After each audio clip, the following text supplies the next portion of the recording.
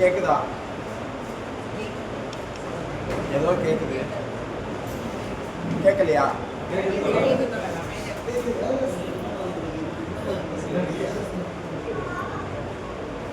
November தின கூட்டம் இப்போ வந்து நடத்திக்கிட்டு இருக்காங்க. நிறைய பெண் தோழர்கள் வந்திருக்காங்க. நிறையா வேற அமைப்புகளில் இருக்கக்கூடிய தோழர்கள், வேற தொழிற்சங்க அமைப்புகளில் இருக்கக்கூடிய தோழர்கள் வந்திருக்காங்க. அவங்களுக்கெல்லாம் வந்து என்ன தோணும்னாக்க, நமக்கு இவங்க சங்கம் வச்சுருக்காங்க, மேனேஜ்மெண்ட்டை ஏதாவது சண்டை போட்டு நமக்கு கொஞ்சம் சம்பள உயர்வு, சில உரிமைகள் இதெல்லாம் வந்து வாங்கி தருவாங்கன்னு சொல்லிட்டு வந்து நம்ம இவங்க கூட சேர்ந்து வேலை செஞ்சுக்கிட்டு இருக்கோம். அவங்களும் நமக்கு ஓரளவு ஹெல்ப் பண்ணிட்டு இருக்காங்க.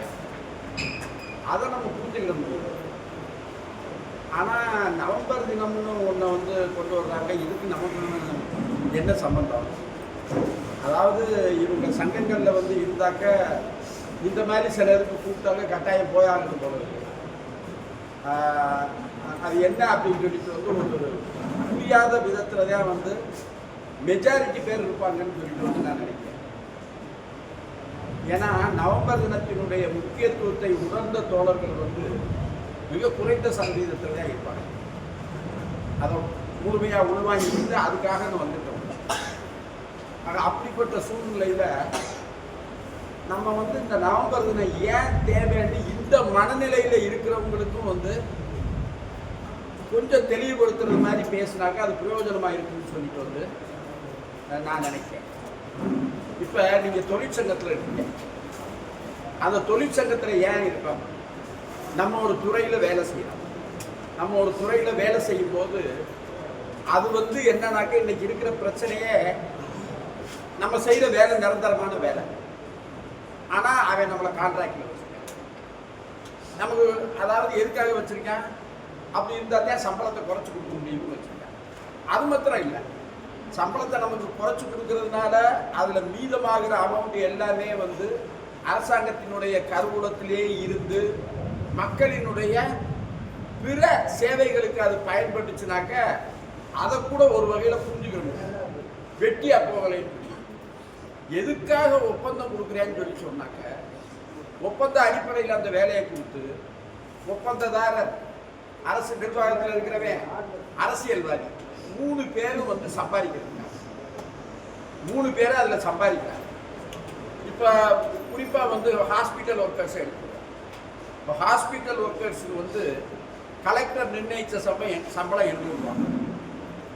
ஆனால் இவன் 400 ரூபாய்க்கு கம்மியாக தரான். அப்போ மிச்சம் இருக்கிற 400 ரூபாய் எங்கே போகுது? கவர்மெண்ட்லேருந்து 800 ரூபா வந்துருது. 800 ரூபா கவர்மெண்ட்லேருந்து வந்துருது. பட் அதில் 400 ரூபாயை கொடுத்துட்டு மிச்சம் 400 ரூபாய் எங்கே போகுது?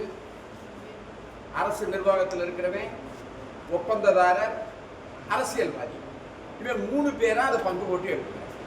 இதுக்காகத்தான் ஒப்பந்தம் கொடுக்குறேன்.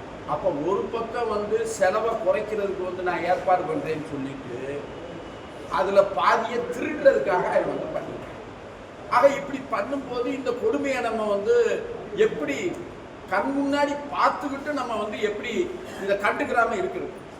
அப்போ இதுக்கு எதிராக ஏதாவது செய்து ஆகணும் அப்படின்னு சொல்லி தான் வந்து யூனியன் வைக்கிறோம். இப்போ நம்ம வைக்கிற யூனியன்கள் வந்து என்னன்னு சொல்லி சொன்னாக்க, வேற இந்த நிரந்தர தொழிலாளர்களை உள்ளடக்கிய அரசு ஊழியர் அமைப்புகள், இன்சூரன்ஸ் நிறுவனங்களில் இருக்கக்கூடிய அமைப்புகள், வங்கிகளில் இருக்கக்கூடிய அமைப்புகள், இது மாதிரி கிடையாது. அவங்களுக்கு வந்து என்னன்னு சொல்லி சொன்னாக்க, மேற்கொண்டு சம்பள உயர்வு எவ்வளவு அப்படிங்கிறத தீர்மானிக்கிறது தான் அவங்க யூனியன் வச்சிருக்காங்க. ஆனால் இங்கே வந்து என்னன்னாக்க, நமக்கு ரொம்ப குறைஞ்சபட்சம் இதை கொடுத்தாத்தான் ஒருத்தன் வாழ முடியுங்கிற நிலையில் ஒருத்தனை வச்சுக்கிட்டு அவனுக்கு கொடுக்க வேண்டிய சம்பளத்தில் பாதியை திருடுறான்.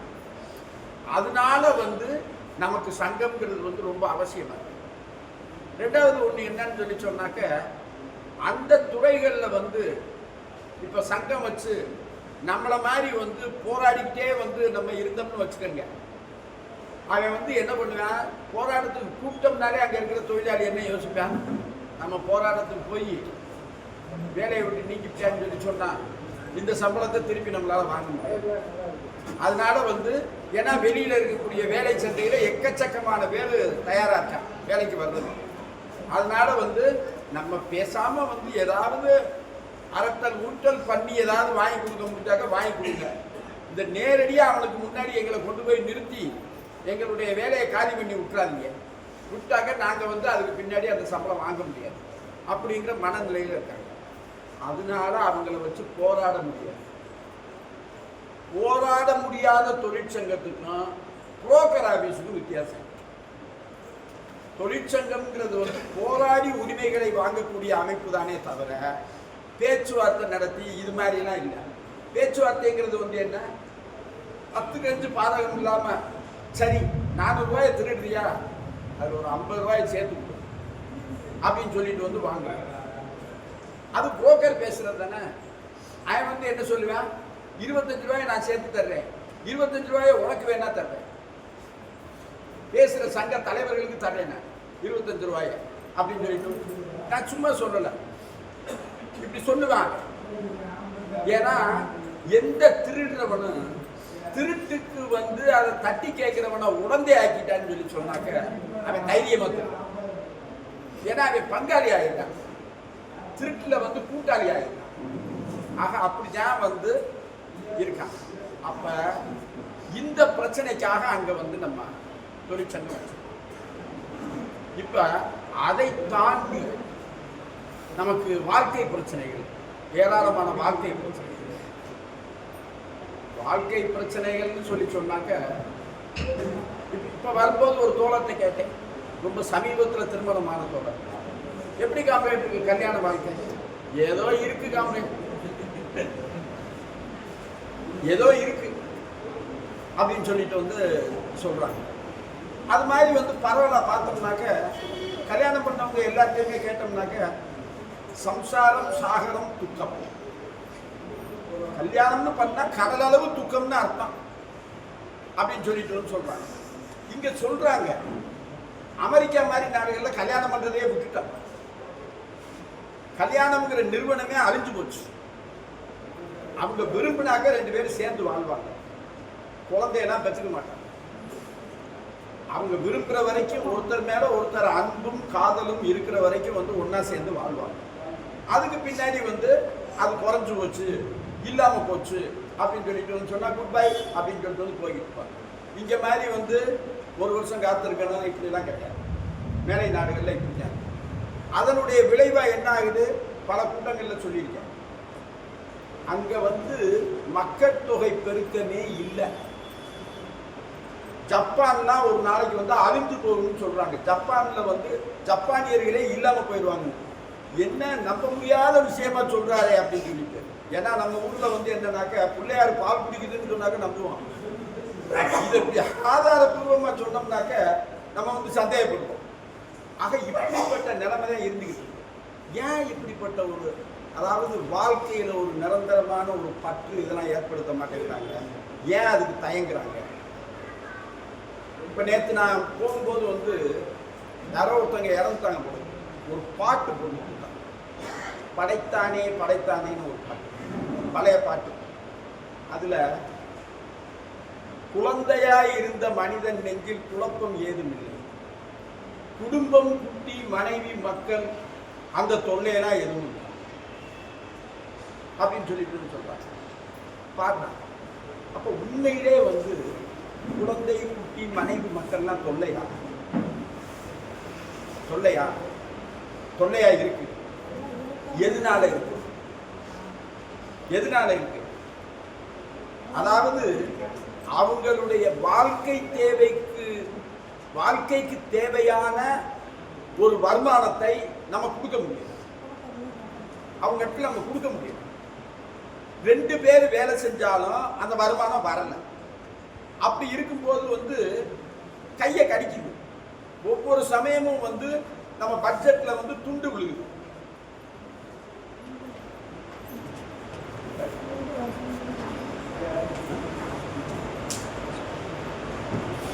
துண்டு விழுகுது. அப்ப அதனால வந்து என்னன்னு சொல்லி சொன்னாக்க நம்ம இந்த வாழ்க்கையே இப்படி வந்து இருக்கு. அதனால வந்து என்னன்னு சொல்லி சொன்னாங்க, இது இங்க மாத்திரம் இல்லை.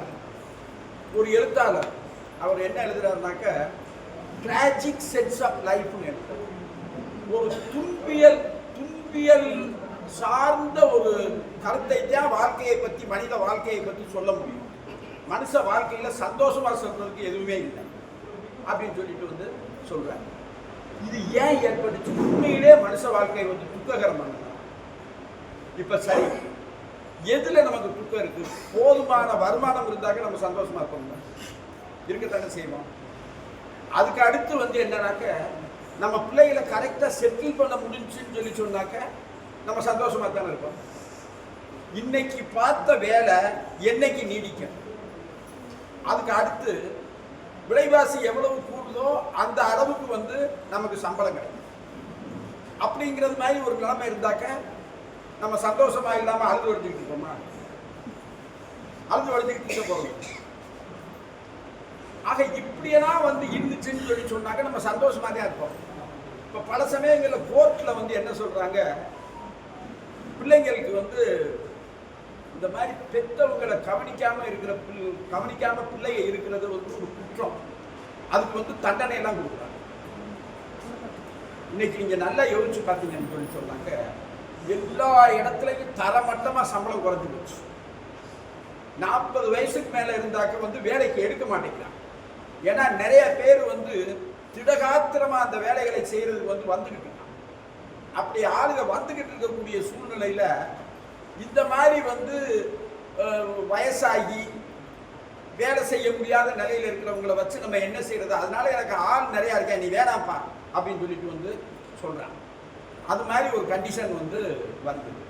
அப்ப இந்த மாதிரி ஒரு கண்டிஷன் வந்து ஏன் இந்த கண்டிஷன் இல்லாம இருந்துச்சுனாக்க, அதாவது ஒரு மனுஷன் வந்து அவன் வேலை செய்யற வரைக்கும் வந்து அவன் சமூகத்துக்காக வேலை செய்யறான். அதுக்கு பின்னாடி 60 வயசுல அவனை வந்து ரிட்டையர்மெண்ட் அனுப்புறாங்க.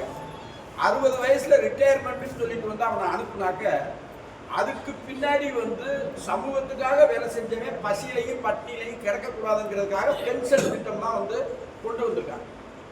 அப்ப இந்த பென்ஷன் திட்டம்லாம் கொண்டு வந்து அதெல்லாம் கொடுத்து அது மாதிரி வந்து வச்சிருக்காங்க. அப்ப இந்த மாதிரி ஒரு சூழ்நிலை வந்து இருக்கும்போது, நல்ல சம்பளம் இருக்கும்போது, ஒரு மகனை உங்க அப்பா அம்மாவை நீ கவனிக்காம விட்ட, அதனால உனக்கு தண்டனை கொடுக்குறேன்னு சொல்லி சொன்னாக்க பரவாயில்ல. அவனே இஞ்சி பச்சடி ராவுத்தரே அந்த கூழுக்கு கொக்கா அலைகிறாரு. அப்ப குதிரைக்கு எங்க கோதுமை ரொட்டி போடுவார் அவர் ஒன்றும் பண்ண முடியாது. அப்ப அப்படி இருக்கிறவரை பிடிச்சு நீ ஒரு பெரிய குற்றம் செஞ்சேன்னு சொல்லிட்டு வந்து சொன்னாக்க எங்கேயோ தப்பு இருக்கு. அந்த தப்பை மூடி மறைக்கிறதுக்காக இவங்க வந்து என்னன்னு சொல்லி சொன்னாக்க இவங்களை தண்டிக்கிறாங்க. நம்மளும் வந்து என்னன்னாக்க இந்த பேப்பரை பார்த்துட்டு இதுகளெல்லாம் பார்த்துட்டு வேணும்டா அப்பா அம்மாவுக்கு கஞ்சி ஊத்தாம இருக்கேன் அப்படின்னு சொல்லிட்டு வந்து சொல்றோம். ஆக இதுக்கு காரணம் என்ன? அவருடைய சம்பளம். இதுதான் இப்படிப்பட்ட சூழ்நிலைகள் இருக்கிறது தான்.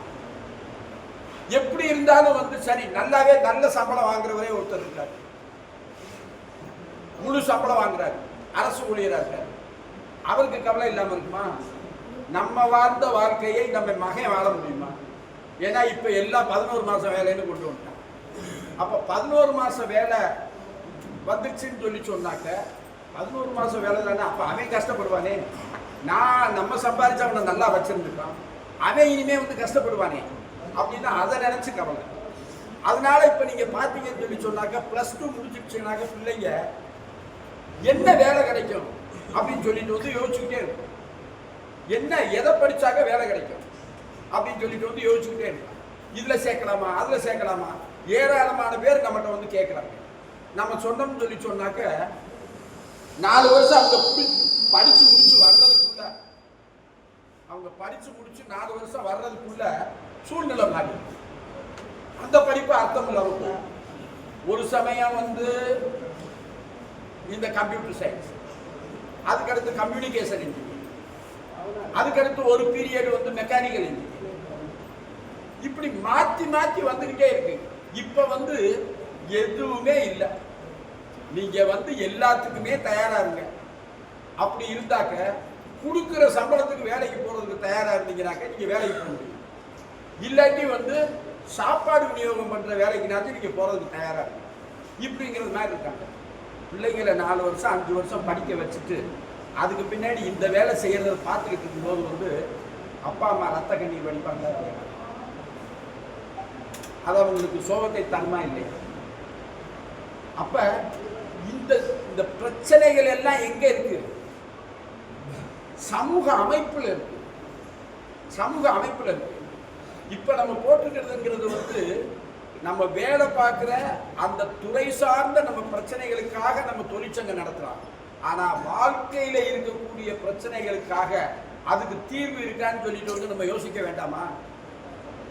யோசிக்கணும். என்னன்னு சொல்லி சொன்னாக்க நம்ம இப்படி போராடுறோம். 108 இருக்காங்க.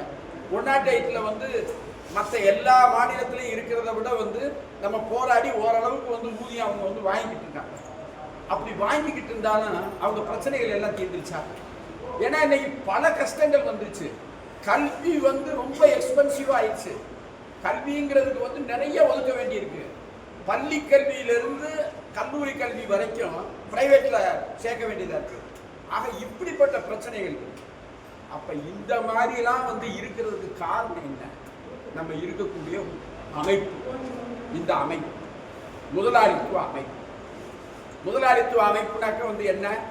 ஒரு முதலாளி வந்து தொழில் தொடங்குறான். அவன் மூலதனம்ங்கிறது வந்து போட்டு தொழில் தொடங்குறதா சொல்றான். அந்த மூலதனத்தை போட்டு வந்து அவன் தொழில் தொடங்கினா அவன் லாபத்துக்காக அதை நடத்துவான். அந்த லாபம்ங்கிறத வந்து எதுல இருந்து சம்பாதிக்க முடியும்னாக்க தொழிலாளிகிட்ட இருந்து தான் சம்பாதிக்க முடியும். தொழிலாளிகிட்ட இருந்து எப்படி சம்பாதிப்பானாக்க தொழிலாளிகிட்ட வேலை வாங்கி உருவாகக்கூடிய பொருட்களை விற்கிறான்ல, அதுல விற்கிறதன் மூலமா கிடைக்கக்கூடிய பணத்துல வந்து ஒரு தொகையை அந்த தொழிலாளிக்கு சம்பளமா கொடுத்தான்.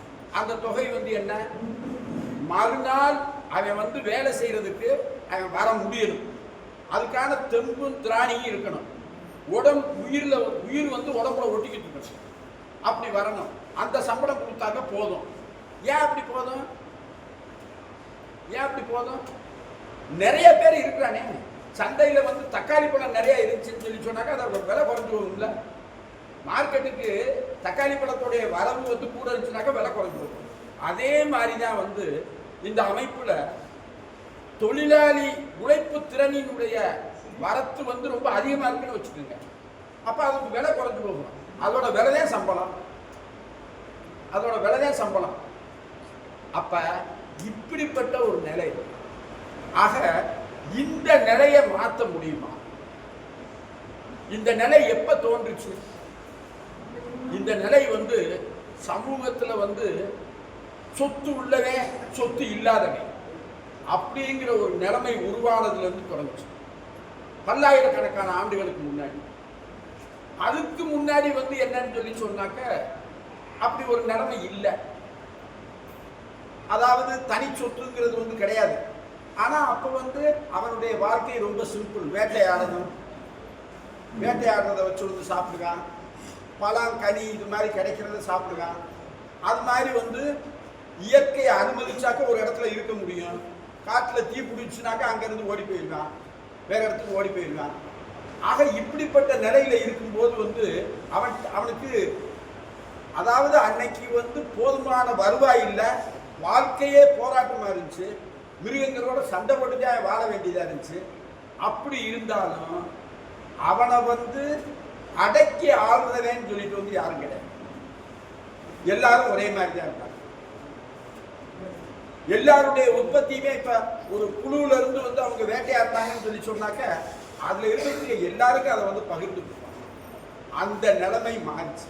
ஏன் மாறிச்சுன்னு சொல்லி சொன்னாக்க சமதளத்துக்கு வந்து அவங்க வந்து பொருள் உற்பத்தி செய்ய ஆரம்பிச்சு அதுக்கு பின்னாடி விவசாயத்தை கற்றுக்கிட்டு இப்படியெல்லாம் பண்ண ஆரம்பிச்சதுக்கு பின்னாடி அவங்க என்ன பண்ணாங்க? அவங்க சாப்பாட்டுக்கு மேல வந்து உற்பத்தி பண்ணக்கூடிய ஒரு சூழல் இருந்துச்சு. உபரி உற்பத்தி. அதுக்கு முன்னாடி உபரி உற்பத்தி கிடையாது. உபரி உற்பத்தினா என்ன?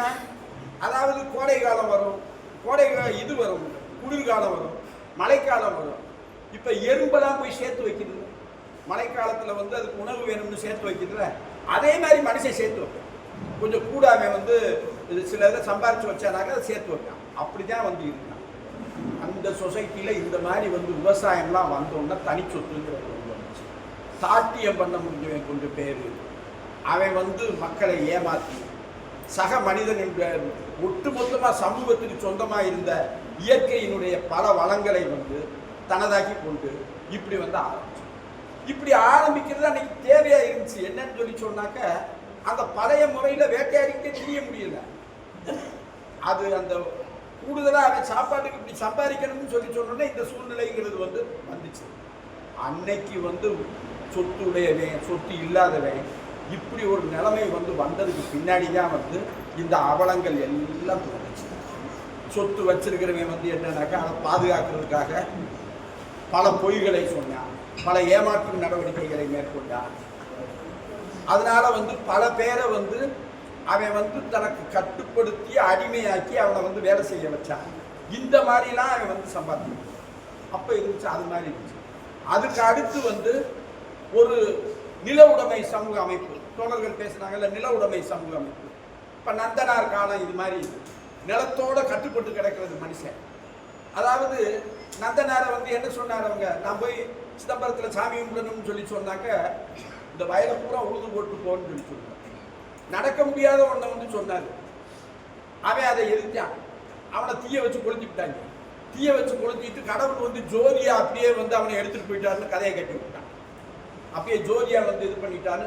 ஏன்னா அவன்கிட்ட அந்த எழுச்சி வந்துச்சு, அது மாதிரி வந்து வந்துச்சு.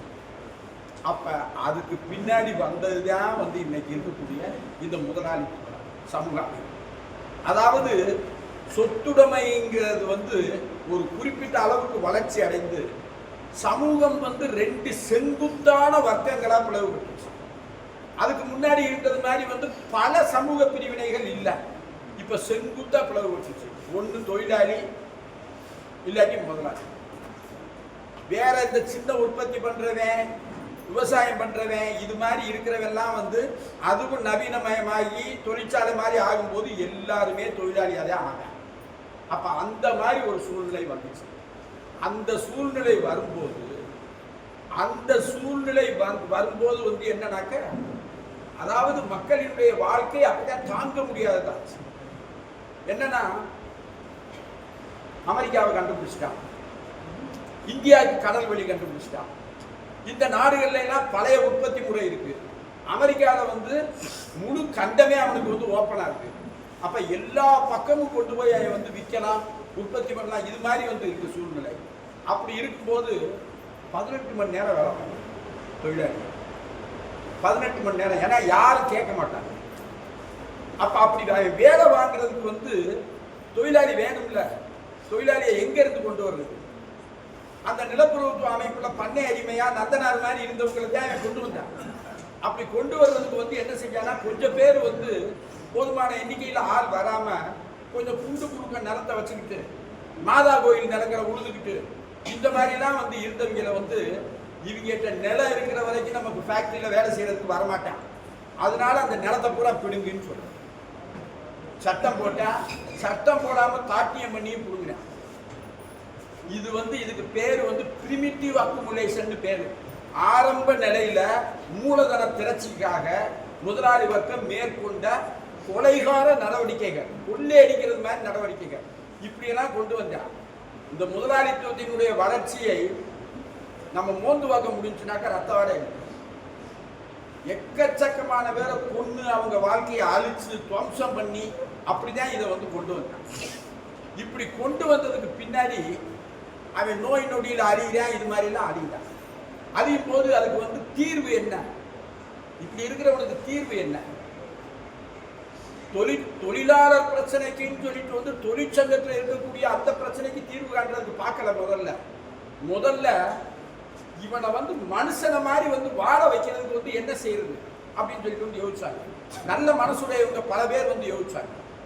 அப்படி பல பேர் யோசனையினுடைய விளைவா எப்படிப்பட்ட ஒரு நிலைமை வந்து வந்துச்சுன்னு சொல்லி சொன்னாக்க, சில பேர் சில தொழிற்சாலை வச்சிருந்தவங்களே நல்ல மனிதர்கள் அவங்க என்ன செஞ்சாங்க, லாபத்துக்காக நான் நடத்தலை, என் ஃபேக்டரியை வந்து நம்ம எல்லாரும் நடத்துவோம், லாபம் வர்றத தொழிலாளி நாம எல்லாருமே சேர்ந்து பிரிச்சுக்கணும் அப்படின்னு சொல்லிட்டு வந்து நடத்தினாங்க.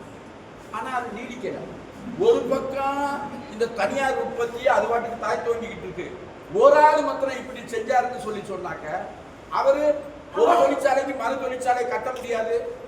அதுக்கு அடுத்து வந்து என்னன்னாக்க இவன் ரொம்ப அபாயமான ஆளு, இவன் தொழிற்சாலையை காலி பண்ணணும்னு சொல்லிட்டு வந்து அவங்க விற்கிற அவங்க உற்பத்தி பொருளுக்கு நிர்ணயிக்கிற விலையை காட்டிலும் குறைச்ச விலைக்கு நிர்ணயம் பண்ணி விற்று அவனை காலி பண்ணிடுவான். அது மாதிரி கடைசியில் அவருக்கு நஷ்டமாயி போச்சு. ஃபேக்டரி ராபர்ட் ஓவன் ஒருத்தர் வந்து அதை மூடிட்டு போயிட்டார். இங்கிலாந்துல ராபர்ட் ஓவன், பிரான்ஸ்ல ஃபூரியர், இவங்கெல்லாம் சேர்ந்து அப்படி ஒரு இது பண்ணாங்க. அது ஒன்றும் வந்து நடக்கல. அப்ப எல்லாருமே இதுக்கான தீர்வை வந்து தேடிக்கிட்டே இருக்காங்க. அப்படிப்பட்ட தீர்வை தேடும் போது அப்பதான் ஒரு சின்ன வயசு பையன், அவர் வந்து அவங்க அப்பா மத்தியதர வர்க்கத்து பையன் தான், அவங்க அப்பா ஒரு வக்கீல். அப்ப அவர் வந்து அவர் பையனை பான் யூனிவர்சிட்டியில ஜெர்மனியில வந்து படிக்கிறதுக்கு அனுப்புறார். அங்க அனுப்பும்போது அவர் வந்து இதை படிக்கிறார். படிச்சுட்டு இன்னைக்கு சமூகத்தினுடைய மையமான வேதனை என்ன, இந்த தொழிலாளிகளுடைய வேதனை தான். அனுதினமும் எண்ணிக்கையில இவன் அதிகரிச்சுக்கிட்டே இருக்கான். ஆனா இவன் வாழ்க்கையில வந்து பயங்கர கஷ்டங்கள் அனுபவிக்கும். ஒரு ஒலிக்கீற்றுங்கிறது வந்து நம்ம கண்ணு கட்டிய தூரம் வரைக்கும் வந்து நமக்கு தென்படவே இல்லை. இவன் வாழ்க்கையிலிருந்து மீள்வானான்னு சொல்லிட்டு வந்து சொல்லவே முடியல. இதுக்கு என்ன பண்றது அப்படின்னு சொல்லிட்டு வந்து யோசிச்சேன். அந்த சமயத்துல தான் வந்து அங்க ஒரு அறிஞர் இருந்தார், ஹெகல்னு ஒரு அறிஞர். அந்த ஹெகல்ங்கிற அறிஞர் வந்து ஒரு ஒரு கண்டுபிடிப்பை செஞ்சார். அதாவது சமூகத்திலையும் சரி, உலகத்திலையும் சரி, இயற்கையிலையும் சரி, எல்லாமே இருக்கிற இடத்துல இருக்கலாம், மாறிக்கிட்டே தான், எல்லாமே மாறிக்கிட்டே தான். அவர் வந்து ஒரு விஷயத்தை வந்து உறுதி செஞ்சார். ஹெராக்ளிட்டஸ் சொல்லிட்டு வந்து ஒரு கிரேக்க தத்துவ ஞானி. கிரேக்க தத்துவ ஞானி என்ன சொன்னார்னாக்கா, அந்த காலத்துல 2500 வருஷத்துக்கு முன்னாடி அவர் வந்து சொன்னார், ஒரே நதியில ஒருத்தர் 2 தடவை குளிக்க முடியாது. ஏன் நேற்று நான் வைகை நதியில குளிச்சேன், இன்னைக்கு நான் வைகை நதியில குளிக்கிறதுல எனக்கு என்ன கஷ்டம் அப்படின்னு சொல்லிக்கணும்னு சொல்லுவோம். நேற்று நீங்க குளிக்கும்போது ஓடுன தண்ணியா இன்னைக்கு ஓடிக்கிட்டு இருக்கு? நேற்று ஓடுன தண்ணி வேற, ஒரு நிமிஷத்துக்கு முன்னாடி ஓடுன தண்ணி வேற. எல்லா நேரமும் வந்து மாறிக்கிட்டே இருக்கு. அப்ப இது மாதிரிதான் வந்து எல்லா பொருள்கள்லையும் வந்து மாற்றம் நிகழ்ந்துகிட்டே இருக்கு. அந்த மாற்றம் எப்படி நிகழ்ந்து ஒண்ணு நிலை பெற்ற ஒன்னா இருக்குன்னு சொல்லி சொன்னாக்க அது என்ன ஆகுது? இப்ப சமூகத்தை பொறுத்தளவுல ஒரு ஆட்சி முறை நிலை பெற்றதா இருக்குன்னு வச்சுக்கோங்க. அது வந்து இந்த தனி சொத்து உடையவர்களுக்கு சாதகமான ஒரு ஆட்சி முறையா இருந்தாக்க, அவன் தனி சொத்து உடையவன் வந்து அவன் லாபமா நிறைய சம்பாதிச்சு அவனுக்கு உழைச்சு கொடுக்குறவன் கஷ்டத்துல கிடக்கும் போது அவன் ஆடம்பர வாழ்க்கை நடத்த முடியும். அவனுக்கான ஆட்சியை நடத்தக்கூடியவன் ரொம்ப ஆடம்பர வாழ்க்கை நடத்த முடியும். அப்ப அந்த ஆடம்பர வாழ்க்கை, ஆனா அதே சமயத்துல உழைச்சு கொடுக்குறவன் கஷ்டப்படுறவன் சந்தோஷமா பண்ணுவானா? சந்தோஷமா பண்ணுவானா? இந்த பாடுபடுத்தினா நம்ம இப்படி உழைக்கிறேன், இவன் எப்பயாச்சும் ஒரு தடவை ஃபேக்டரிக்கு வர்றான், இவன் எப்படி சந்தோஷமா என்ன ஆடம்பரமான வாழ்க்கை நடத்துறான், நம்ம வந்து அடுத்த வேலை சாப்பாட்டுக்கே கஷ்டப்பட்டுக்கிட்டு இருக்கான் அப்படின்னு சொல்லிட்டு வந்து யோசிக்கும். அப்ப அவனுக்கு வந்து அதனால ஒரு கொந்தளிப்பு வரும், அதிருப்தி இருக்கும். அந்த அதிருப்தி திரண்டெழுந்து இந்த சூழ்நிலைக்கு எதிராக வந்துடக்கூடாது. அப்படி வராம இருக்கிறதுக்காக அவனை வந்து அடக்கி ஒடுக்கிறதுக்கு என்னென்னலாம் செய்ய முடியுமோ அதெல்லாம் செய்யும். அதுக்காக அவன் வந்து ஒரு அரசுன்னு ஒரு அமைப்பே வச்சிருக்கான். அதாவது போலீஸ் ராணுவம் வச்சிருக்கான். அதுக்கு அடுத்து வந்து இதை செய்யணும் இதை செய்யக்கூடாதுன்னு சொல்றதுக்காக சட்டங்கள் வச்சிருக்கான், நியதிகள் வச்சிருக்கான். இது மாதிரி வந்து வச்சிருக்கான். இப்ப நம்ம சொல்றாங்கல்ல மனு தர்மம்னு சொல்றாங்கல்ல, ஐயர் வந்து என்ன தப்பு பண்ணாலும் வந்து கேட்கணும். ஏன்னா மனு ஒரு ஐயர் வந்து, ஏன்னா அந்த ஐயருக்கு தான் அன்னைக்கு வந்து எல்லாத்தையும் எழுதினாங்க, அந்த தர்மங்கள் எல்லாத்தையும் வந்து எழுதினாங்க. அப்ப அது மாதிரி ஒரு நிலையில வந்து வச்சிருங்க. அப்ப இப்படிப்பட்ட ஒடுக்கிறதுக்கான பல்வேறு இதெல்லாம் வந்து வச்சிருக்காங்க. அப்ப இந்த ஒடுக்கக்கூடிய அமைப்பு வந்து ரொம்ப நாள் நீடிக்க. ஏன்னா இவன் இப்படி அடக்குமுறையில ஒடுக்கிட்டு இருக்க சந்தோஷமா அதை ஏத்துக்கிட்டு எவனும் இருக்க மாட்டான். அதுக்கு எதிராக வந்து அவன் கிளம்பி வரணும். அப்படி கிளம்பி வந்தான்னு சொல்லிட்டு வந்து சொன்னாக்க அவனை வந்து எதையாவது சொல்லி வந்து அமைக்க வைக்கணும். எதை சொல்லி அமைக்கிறது? அதாவது இவர் அரசனா இருக்காருன்னு சொல்லி சொன்னா ஏன் இருக்காருன்னு சொல்லி சொன்னாக்க கடவுள் இவர் அரசரா இருக்க சொல்லி அனுமதிச்சு டிவைன் ரைட்னு சொல்லுவாங்க. தெய்வீக வரம் பெற்றவர் இவர் அப்படின்னு சொல்லி சொல்லுவாங்க. அப்ப கடவுளுங்கிற கண்ணோட்டம் எப்படி வந்துச்சு? அதாவது ரெண்டு குழுக்களுக்கு இடையில சண்டை வருது, ரெண்டு நாடுகளுக்கு இடையில சண்டை வருதுன்னு சொல்லி சொன்னாக்க ஒரு நாட்டினுடைய அரசன் வந்து அவனுடைய ராணுவம் இது எல்லாமே சேர்ந்து ஃபைட் பண்ணி அவனை முறியடிக்கிறாங்க. அதன் மூலமா அவங்க என்ன காட்டுறாங்கனாக்க நாட்டை பாதுகாக்கிறோம், உள்நாட்டுக்குள்ள எவனாச்சும் திருடி கிட்டிட்டு போனாக்கா அவனை பிடிச்சு அவனுக்கு வந்து தண்டனை கொடுக்குறான். இப்படியெல்லாம் ஒரு ஒழுங்கை கொண்டு வர்றான். அப்ப இந்த சமூகத்துல வந்து ஒரு ஒழுங்கை கொண்டு வர்றதுக்கு வந்து ராஜா இருக்கிறது மாதிரி இயற்கையிலேயும் ஒரு ஒழுங்கை நம்ம பார்க்கிறோம்ல. கோடை காலம் வருது, குளிர்காலம் வருது, பனிக்காலம் வருது, இது மழைக்காலம் வருது. இப்படி இது பூரா வந்து ரொட்டீனா வந்துகிட்டே இருக்கு. இந்த ஒழுங்கு வந்து எப்படி வருது? இந்த ராஜா மாதிரி ஒருத்தன் எவனாச்சும் இருக்க அவன் தான் இருந்து இயற்கையில இதை பூரா கொண்டு வந்து. அப்ப அவர் தான் கடவுள். ஆக அப்படிப்பட்ட ஒரு கடவுள் கண்ணோட்டத்தை அவன் வந்து அவனுடைய சுயநல நோக்கங்களுக்காக உருவாக்கி அதுக்கு வந்து விழா கொண்டான். திருவிழாக்கள் வைக்க, பெரிய பெரிய ஆடம்பரமா நடத்த சாதாரண மக்கள் போய் பார்த்தாக்க பிரமிச்சு போயிடும். ஐயோ இப்படியெல்லாம் வந்து நம்மளால செய்ய முடியுமா? உண்மையிலே பெரிய ஆளியாயிடும், இவன் பிறப்புலேயே ரொம்ப பெரிய ஆள் அப்படின்னு சொல்லிட்டு வந்து நினைக்க ஆரம்பிச்சு. அப்படியெல்லாம் சொல்லி அவனை நினைக்க வச்சு அவங்களுடைய ஆட்சியை வந்து தக்க வச்சுட்டாங்க. அதுக்காகத்தான் வந்து நியதிகளை கொண்டு வந்தாங்க, அதுக்கு பின்னாடி சட்டங்களை கொண்டு வந்தாங்க. இந்த முதலாளித்துவ அமைப்பு வர்றதுக்கு முன்னாடி இந்திய சமூகத்தை பொறுத்தளவுல இந்த சட்டங்கள் இது எல்லாத்தையும் வந்து இயற்றி தந்தது இது எல்லாமே வந்து அந்தணர்கள்னு சொல்லக்கூடிய அந்த பிராமணர்கள். அவங்க வேலை செய்யாம முழு நேர வேலையும் இதாவே சொல்லி யோசிச்சு இது மாதிரி வந்து பண்ணிக்கிட்டே இருக்காங்க. ஆக இப்படிப்பட்ட போக்குங்கிறது வந்து இருந்துச்சு. ஆக இருக்கக்கூடிய அமைப்புக்கு எதிராக அதிருப்தி பெருகும். அப்ப இருக்கக்கூடிய அமைப்பு அழியக்கூடிய அமைப்பு. அப்ப அதுக்கு வரக்கூடிய எதிர்ப்பு வந்து வளரக்கூடியது. ஏன்னா தொழிலாளி வளரக்கூடியவன், தொழிலாளி எண்ணிக்கையில் அதிகம். பண்ணை அடிமை ஃபுல்லாவே வந்து தொழிலாளி. ஆனா அவன் தொழிற்சாலைகள் அதிகமாக இன்னொன்று என்னன்னாக்க தொழில் போட்டி அதிகமாகும் போது சின்ன தொழிற்சாலைகள்லாம் நடத்த முடியாது. பெரிய தொழிற்சாலைகளோட போட்டு நடத்த முடியாது. அப்ப அவன் தொழிற்சாலையை நடத்த முடியலன்னு வயிற்றுல ஈர துணியை கட்டிட்டு போய் படுத்து செத்து போயிடுவானா? சாக மாட்டான். அவன் தொழிலாளி ஆகிப்பான். எங்கிட்டோ நமக்கு ஒரு சாப்பாட்டுக்கு வழி கிடைச்சாங்க போது ஏதாவது ஒரு வேலையை செய்யணும். அப்ப தொழிலாளிங்கிறவன் பெருகிக்கிட்டே இருக்கும். அவனுடைய உழைப்பை சுரன்றது அதிகரிச்சுக்கிட்டே இருக்கு. அவன் மேல தாக்குதல் அதிகரிச்சுக்கிட்டே இருக்கு. அப்ப அந்த எதிர்ப்புங்கிறது வந்து வளரும் சக்தி. அப்ப அழியும் சக்தி, வளரும் சக்தி, இது ரெண்டுக்கு இடையிலான போராட்டம்ங்கிறது வந்து சமூகத்தில் நடந்துகிட்டே இருக்கு. அப்ப ஒரு கட்டத்துல இந்த இப்ப வளரும் சக்தியாக இருக்கக்கூடியது ரொம்ப வலுவா தெரியக்கூடிய அந்த அழியும் சக்தியா இருக்கக்கூடிய அரசமைப்புகள், ஆட்சி அமைப்புகள் இதை வந்து தூக்கி எறிஞ்சிட்டு ஒரு நாள் இது அதிகாரத்துக்கு வந்து வந்துடும். இப்படி முன்னாடி நடந்ததுக்கான ஒரு வாய்ப்புகள் இருக்கா அப்படின்னு சொல்லிட்டு வந்து பார்த்தாரு. அப்படி பார்க்கும்போது வந்து என்ன தெரிஞ்சுக்கிட்டாருனாக்க நடந்திருக்கு. அதாவது ஒரு சமயம் தனி சொத்தே இல்லாத சமூகம் இருந்துட்டு அதுக்கு பின்னாடி வந்து அடிமை சமூகம்னு வந்திருக்கு. அப்ப அந்த அடிமை சமூகம் வந்ததுக்கான காரணம் என்ன அப்படின்னு சொல்லிட்டு வந்து பார்த்தோம்னாக்க, அதாவது அன்னைக்கு இருந்த உற்பத்தி முறை வந்து எல்லா தேவைகளையும் பூர்த்தி பண்றதுக்கு போதுமானதா இல்லாததுனால வந்து அந்த ஆதார கம்யூனிஸ்ட் அமைப்பு வந்து அழிஞ்சிச்சு. அப்ப இந்த மாதிரி அடிமை சமூக அமைப்பு வந்து வந்துச்சு. அப்ப உற்பத்தி சக்திகளினுடைய வளர்ச்சி வந்து, அதாவது அடிமை உழைப்புங்கிறத வந்து அவன் வாங்க முடிஞ்சு. அந்த அடிமை உழைப்பை எப்படி வாங்கினா, இன்னைக்கு மாதிரிதான் சாப்பாடு மாத்திரம் போடுவான். அடுத்த நாள் வந்து வேலை செய்யறதுக்கு உடம்புல தெம்பு திராணியே வேணும்.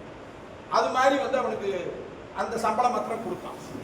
இப்படி வந்து கொடுத்துதான் வந்து அவன்கிட்ட வேலை வந்து. அப்ப இப்படி வரும்போது வந்து இந்த உற்பத்தி சக்திகள் அன்னைக்கு இருந்ததுல தொழிலாளர்கள், கருவிகளோ அறிவியலோ இதெல்லாம் நிறைய கிடையாது. அப்ப அந்த தொழிலாளர்களினுடைய பெருக்கம் ஏற்படும் போது அதுக்கு உகந்த விதத்துல வந்து சமூகம் மாறணும், சமூகத்தினுடைய உறவுகள் மாறணும். அதாவது அடிமை எஜமானன் அடிமை அப்படின்னு இருந்த உறவு வந்து அந்த சூழ்நிலையில மாறிதான் வந்து நிலப்புறவு பண்ணை அடிமைன்னு ஆச்சு. ஏன்னு சொல்லி சொன்னாக்க அடிமைகளினுடைய எழுச்சி கிளர்ந்து எழுந்துச்சு. அது எப்படி வந்துச்சு? இன்னைக்கு நம்ம ஏதோ ஏற்பாடு பண்ணி பார்க்குறோம் அப்படின்னு சொல்லிட்டு இந்த ஸ்பார்டகஸ் நீங்க ஒரு படம் வந்து பார்த்தீங்கன்னு சொல்லி சொன்னாக்க தெரியும். நம்ம பொதுவாக வந்து பெண்கள் ரொம்ப மென்மையானவங்க, அவங்க வந்து அதாவது இங்கிலாந்தில் வந்து சொல்லுவாங்க பிளடிங்கிற வார்த்தையை யூஸ் பண்ணாக்க அந்த பிறவு குடும்பத்து பெண்கள்லாம் வந்து மயங்கி விழுந்துருவாங்க. ஐயோ இந்த வார்த்தையெல்லாம் தாங்குற அளவுக்கு எங்களுடைய இதயம் ஸ்ட்ராங்கா இல்லை அப்படின்னு சொல்லிட்டு வந்து மயங்கி விழுந்துருவாங்க. அப்படி வந்து இது பண்ணக்கூடாது, பேசக்கூடாது. அப்ப அந்த மாதிரி இருந்தாங்க. ஆனா அந்த ஸ்பார்டகஸ்ல பாத்தீங்கன்னாக்க 2 பேரை சண்டை போட சொல்லுவாங்க. ஈட்டி கத்தி இதெல்லாம் கொடுத்து வந்து 2 பேரை சண்டை போட சொல்லுவாங்க. லேடிஸ் தான் முன்னாடி உட்காந்துருப்பாங்க. அந்த ஏரியாவுக்கு பேர அரீனான்னு பேர். அந்த அரீனால இவங்க சண்டை போடுவாங்க. அவங்க மேல இருந்து பார்த்துக்கிட்டு அவங்க சண்டை போடும்போது அவங்க என்ன சொல்லுவாங்கன்னா கில்ஹிம்னு சொல்லுவாங்க. அவனை கொல்லுன்னு சொல்லி சொல்லுவாங்க. மென்மையான பெண்கள் கொல்லுன்னு சொல்லுவாங்க. அப்ப வந்து அதுல ஒரு நீக்ரோ ஒருத்தன் வந்து இருக்கான். அவன் ஒரு ஒயிட்டா இருக்கிறவன் ஒருத்தனுக்கு வந்து எதிராக சண்டை போட்டு அவன் யோசிச்சு பார்ப்பான், நம்ம 2 பேருமே நேற்று வரைக்கும் இவங்களுக்காக உழைச்சு கொடுத்தோம். இன்னைக்கு வந்து என்னன்னாக்க இவங்களுடைய கேளிக்கைக்காக நான் அவனை கொண்டனும், அதை அவங்க பார்த்து ரசிக்கணும்னு சொல்றாங்க. இப்படி நம்ம இவங்களுக்காக இவங்க சொல்றதெல்லாம் செஞ்சு எதுக்கு அழியணும் அப்படின்னு சொல்லிட்டு டக்குன்னு அந்த ஈட்டியை வந்து மேலே விட்டுருவேன். மேலே உட்காந்துருக்கவங்க மேலே வீசிடுவேன். அந்த ஈட்டி விட்ட உடனே புரட்சியாளர்களை வந்து ஆளும் வர்க்கம் எப்படி அவங்கள வந்து நடத்துதுங்கிறதுக்கான உதாரணத்தை அதுக்குத்தான் பார்க்கணும். என்ன செய்வானாக்க அப்படியே கொல்ல முயற்சிச்சவன அப்படியே தலையில கட்டி தொங்க விட்டுறேன். பொண்ணு புதைக்காம ஊனா உருகி வந்து விழுந்துக்கிட்டு. அப்ப அவன் அப்படி அவனுடைய ஈட்டியை வீசாததுனால எவன் பொழைச்சானோ அவன் வந்து நமக்காக இந்த மாதிரி வந்து செஞ்சான். அப்ப அவன் காட்டின வழியில இந்த அடிமைகளுக்கே ஒரு முடிவை கொண்டு வரணும்டான்னு சொல்லிட்டு வந்து இறங்கி ஒர்க் பண்ண ஆரம்பிச்சான். இவங்க எல்லாம் சேர்ந்து வரட்டோம்னா அவன் சொகுசா வாழ்ந்துகிட்டு இருந்தவன் இவங்களை எதிர்த்து எங்கிட்டு சண்டை போட முடியும். அவன் வந்து ஓட ஆரம்பிச்சான். துரத்தி அடிச்சு எல்லா பகுதியிலையும் துரத்தி அடிக்க ஆரம்பிச்சான். அப்ப வந்து ஆனா அவங்களுக்கு வந்து என்னன்னா கடைசியில அவன் மாட்டிக்குவான். என்னன்னா அதுல நிறைய பணமெல்லாம் சம்பாதிச்சு கடலை கடந்து போக வேண்டியதா இருக்கு. அதுக்காக கொஞ்சம் பேரை போய் பார்த்து இந்த கப்பல்லாம் ஏற்பாடு பண்றதுக்கு வந்து போவேன். இவங்க போய் வந்து கப்பல்லாம் கொடுக்க கூடாதுன்னு பண்ணிடுவாங்க. பண்ணினோன்னா வந்து கடலை தாண்டி அங்கே போக முடியும். கடல் வந்து கம்மாயா நீஞ்சி போறது, அதுல அப்படியே மாட்டிக்குவாங்க. அங்க வந்தோம்னா கொண்டுருவோம். அப்ப இந்த நிலைமை வரப்போகுதுன்னு சொல்லி சொன்ன உடனே அப்ப வந்து ஒருத்தன் கேட்கான், நீ வந்து இந்த மாதிரி அடிமைகளையெல்லாம் வந்து கிளர்ந்தலை செய்து நீ போராடியே, கடைசியில வந்து உன்னைய இந்த மாதிரி அதுல நீ வெற்றி அடைய மாட்ட, உன்னைய பிடிச்சு வந்து கொன்றுவாங்களே, உனக்கு பயமா இல்லையா, உனக்கு கஷ்டமா இல்லையா, செத்து போவில்லை. அடிமையா இருக்கிறத காட்டிலும் வந்து சாவு ஒன்று மோசமானது. அடிமைத்தனம் சாவை விட மோசம் அப்படின்னு சொல்லிட்டு இன்னைக்கு நம்ம தோழர்கள் வந்து பார்க்கலாம். நம்ம இதில் வேலை செய்யறது, பேங்க்ல வேலை பார்க்குறவங்க, இன்சூரன்ஸில் வேலை பார்க்குறவங்க ஸ்ட்ரைக்குன்னு சொல்லி சொன்னாக்க அவன் வரமாட்டான். பட் நம்ம போராட்டத்துக்குன்னு கூப்பிட்டு வந்தவங்க வந்து வேலை நீக்கம் செய்யப்பட்டாலும் ஒரு தோழர் வந்து சொன்னாங்க, வேலையை விட்டு போச்சோன்னா சொல்லட்டுங்க, என்னை பொழைக்கவா முடியாமல் போகும், நான் ஒரு காய்கறி கடை வச்சு பொழைச்சுக்கிறேன். அப்ப இந்த சம்பளத்தை எங்க வேணாலும் நான் சம்பாதிக்க முடியும், ஏன்னா என் உடம்புல தெம்பு இருக்கு, நான் சம்பாதிக்க முடியும். அந்த மன வலிமை அவங்களுக்கு வந்து வந்துடும். அப்படிப்பட்ட மன வலிமையை மையமாக வைத்துதான் வந்து இது இப்படிப்பட்ட மாற்றங்கள் வருங்கிறத வந்து மார்க்ஸ் வந்து கண்டுபிடிச்சார். அப்படி கண்டுபிடிச்சுதான் சொன்னார். அவர் வந்து என்ன சொன்னாருனாக்க, எல்லா இதுலையும் நில உடைமை அமைப்புலையும் வந்து அவன் பண்ணை அடிமையை கொண்டு வந்தான். பண்ணை அடிமைகள் நிறைய பெருகி அங்க அவங்க பிரச்சனை பண்ணி அதன் விளைவா வந்து இன்னைக்கு முதலாளித்துவம் வந்திருக்கு. இந்த முதலாளித்துவம் வரலாற்றின் கடைசி அத்தியாயம் அல்ல. இது உருவாக்கக்கூடிய தொழிலாளி கிளர்ந்தெழுகான். மற்ற தொழிலாளிகளுக்கும் இந்த தொழிலாளிக்கும் பெரிய வித்தியாசம். என்ன வித்தியாசம்னு சொல்லி சொன்னா, இந்த யந்திர தொழில் உற்பத்தி முறையை நடத்தக்கூடியவனுக்கு வந்து படிப்பு கொடுக்க வேண்டியதா இருக்கு. எந்திரங்களை எப்படி கையாளணுங்கிற அந்த கல்வியை அவனுக்கு கொடுக்க வேண்டியதா இருக்கு. அந்த கல்வியை மாத்திரம் குறிப்பா சொல்லிக் கொடுக்க முடியாது. அப்ப வந்து என்னன்னு சொல்லி சொன்னாங்க, அதுக்கு முன்னாடி இருந்த அந்த மன்னராட்சி இவங்க பூரா வந்து என்ன சொல்றாங்கன்னாக்க, ஏய் ஓ உடம்புல ஓடுற ரத்தம் வேற, உன்னுடைய ஜீன் வேற, என்னுடைய ஜீன் வேற, என்னுடைய ரத்தம் வேற, இயற்கையிலேயே நான் ரொம்ப மேலானவன், பிறப்பாலேயே நான் மேலானவன் அப்படின்னு சொல்லிட்டு வந்து சொல்லிக்கிட்டு இருக்கான். ஆனா இவன் வந்து முதல்ல இந்த முதலாளியையே அங்கீகரிக்கல. இந்த மன்னர்கள் நிலப்பிரபுக்கள் இவங்க எல்லாம் இவன் என்னடா முந்தானத்து வரைக்கும்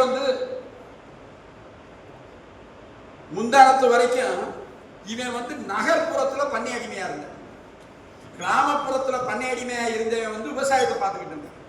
பண்ணை அடிமையா இருந்தவங்கள ஒரு பகுதி நகர்ப்புறத்துல போய் ஏதாவது சின்ன சின்ன வேலைகள் செஞ்சு ஜேர்னி மேன்னு சொல்லுவாங்க அவங்க, அப்படி குறைச்சிக்கிட்டு இருந்தான். அவன் தான் முதலாளியாக. அவனுக்கு பேர் என்னன்னாக்க பர்கர்னு பேர். பர்கர்னு அவனை கூப்பிடுவாங்க. அந்த பர்கருங்கிறது இருந்துதான் பூர்ஷ்வான்னு சொல்லிட்டு வந்துச்சு. பூர்ஷ்வாங்கிறவன் தான் முதலாளி. அவன் மூலதனத்தை சேர்த்து இது மாதிரி வந்து வச்சான். அவன் இந்த மாதிரி வந்து அமெரிக்கா கண்டுபிடிக்கப்பட்டதுனால, இந்தியாவுக்கு கடல் வழி கண்டுபிடிக்கப்பட்டதுனால, உலகம் பூரா நிறைய குறைச்ச செலவுல பொருள் உற்பத்தி பண்ணி வித்ததுனால நிறைய லாபங்கள் சொன்ன பெரிய பணக்காரன் ஆயிட்டான். இந்த நிலப்பரவு காட்டிலும் பணக்காரன் ஆயிட்டான். இருந்தாலும் அவனை மதிக்க மாட்டேங்குது. நிலப்பரவு அவனை மதிக்க மாட்டேங்குது. இவன் பண்ணை அடிமை தானே, நேத்து நீ எப்படி இருந்தேன்னு சொல்லி எனக்கு தெரியாதா அப்படின்னு சொல்லிட்டு வந்து அவனை இழிவா நடத்துறான். அப்படி இழிவா நடத்துறதை போக்கணுங்கிறதுக்காக அறிவியல் பூர்வமாவே வந்து இயற்கையிலேயே மேலானவன், இயற்கையிலேயே கீழானவன்லாம் ஒரு மண்ணாங்கட்டியும் கிடையாது. நீ வந்து இந்த உலகத்தையே எடுத்துக்கிட்டீனாக்க, இந்த உலகம் பூரா வந்து இருக்கக்கூடியது வந்து அணுத்துகள்களால் ஆனது. அணுக்களினுடைய ஒருங்கிணைப்பு தான் இந்த உலகம். அது மாதிரிதான் சமமானவர்களாக இருக்கக்கூடிய மனிதர்களினுடைய ஒருங்கிணைப்பு தான் சமூகம். அதுல நிலப்பரவுக்கு ஒரு ஜீனு, ஒரு ரத்தம், சாதாரண ஒரு பண்ணை அடிமைக்கு ஒரு ஜீனு, ஒரு ரத்தம்லாம் ஒன்றும் கிடையாது. எல்லாருமே சமந்தான் அப்படிங்கிறத சொன்னான். இதை அவன் சொன்னாக்க ஒத்துக்கிடுவானா? அவனுக்கு அங்கீகாரம் வேணுங்கிறதுனால சொல்றாங்க. அதுக்காக அறிவியல் பூர்வமா நிலைநாட்டினான். அணுக்கொள்கையை கொண்டு வந்து அறிவியலை சொல்லி இவனுக்கு சாதகமா பேசுறதுக்காக சிந்திக்கக்கூடிய முதலாளிகளினுடைய பிரதிநிதிகளை உருவாக்கினான். அவன் இந்த அறிவியல் பூர்வமா பல சரியான கருத்துக்கள் தான். அப்பத்தான் அதனுடைய விளைவாக என்ன வந்துச்சு? சுதந்திரம், சமத்துவம், சகோதரத்துவம் அந்த கருத்துக்கள் வந்துச்சு. எல்லாரும் சமமானவன், இப்படிப்பட்ட கருத்துக்கள் வந்துச்சு. இந்த கருத்துக்களை போதிக்கக்கூடிய விஞ்ஞானம், அதுக்கடுத்து இயற்கை விஞ்ஞானம். ஏன்னா இயற்கை விஞ்ஞானம் எதுக்கு தேவைப்பட்டுச்சு? நிறைய உற்பத்தி பண்ணணும்னாக்க கெமிஸ்ட்ரியை பயன்படுத்த வேண்டியதா இருக்கு. உற்பத்திக்கு நவீன யந்திரங்களை பயன்படுத்த வேண்டியதா இருக்கு. அப்ப அந்த மெக்கானிக்ஸ் வந்து தெரிய வேண்டியதா இருக்கு. ரசாயனத்தை கெமிஸ்ட்ரியை பயன்படுத்த வேண்டியதா இருக்கு. அப்ப இதெல்லாம் சொல்லிக் கொடுக்க வேண்டியதா இருக்கு. அதுக்கடுத்து வந்து கணக்கு போடுறத சொல்லிக் கொடுக்க வேண்டியதா இருக்கு.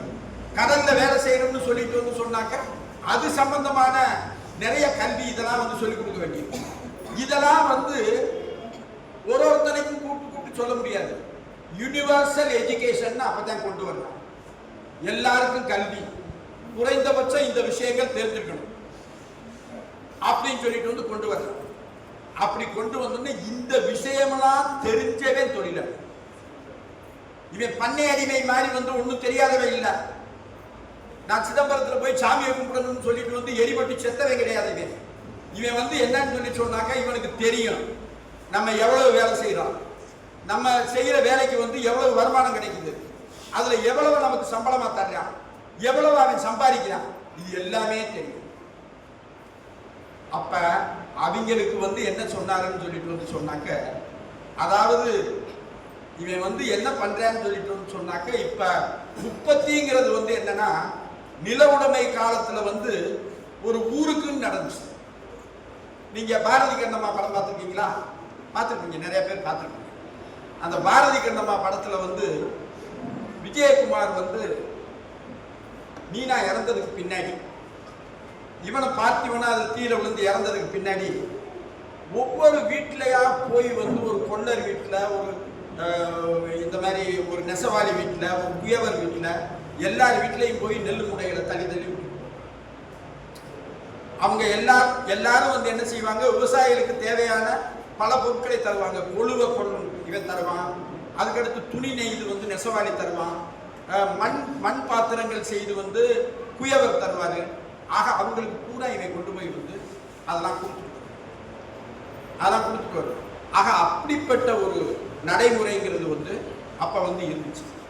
அப்ப இந்த சூழ்நிலையில தான் வந்து அவர் என்ன சொல்றாருன்னு சொல்லிட்டு வந்து சொன்னாக்க, இப்படிப்பட்ட ரீதியில வந்து உழைச்சு கொடுக்கிறவன் வந்து ஒன்னா சேர்ந்து அவன் வந்து போராடுவா, அதனுடைய விளைவா சமூக மாற்றம் வரும். அவனுக்கு வந்து விஷயங்கள் தெரியும். ஆனா அடிமை சமூகத்திலையும் நில உடைமை சமூகத்திலையும் வந்து என்ன நடந்துச்சு, அடிமை எழுச்சிகள் தோன்றினதன் மூலமா பல நடந்தது அடிமைகள் இல்லை, நிலப்பிரபுக்கள் பல நடந்தான்.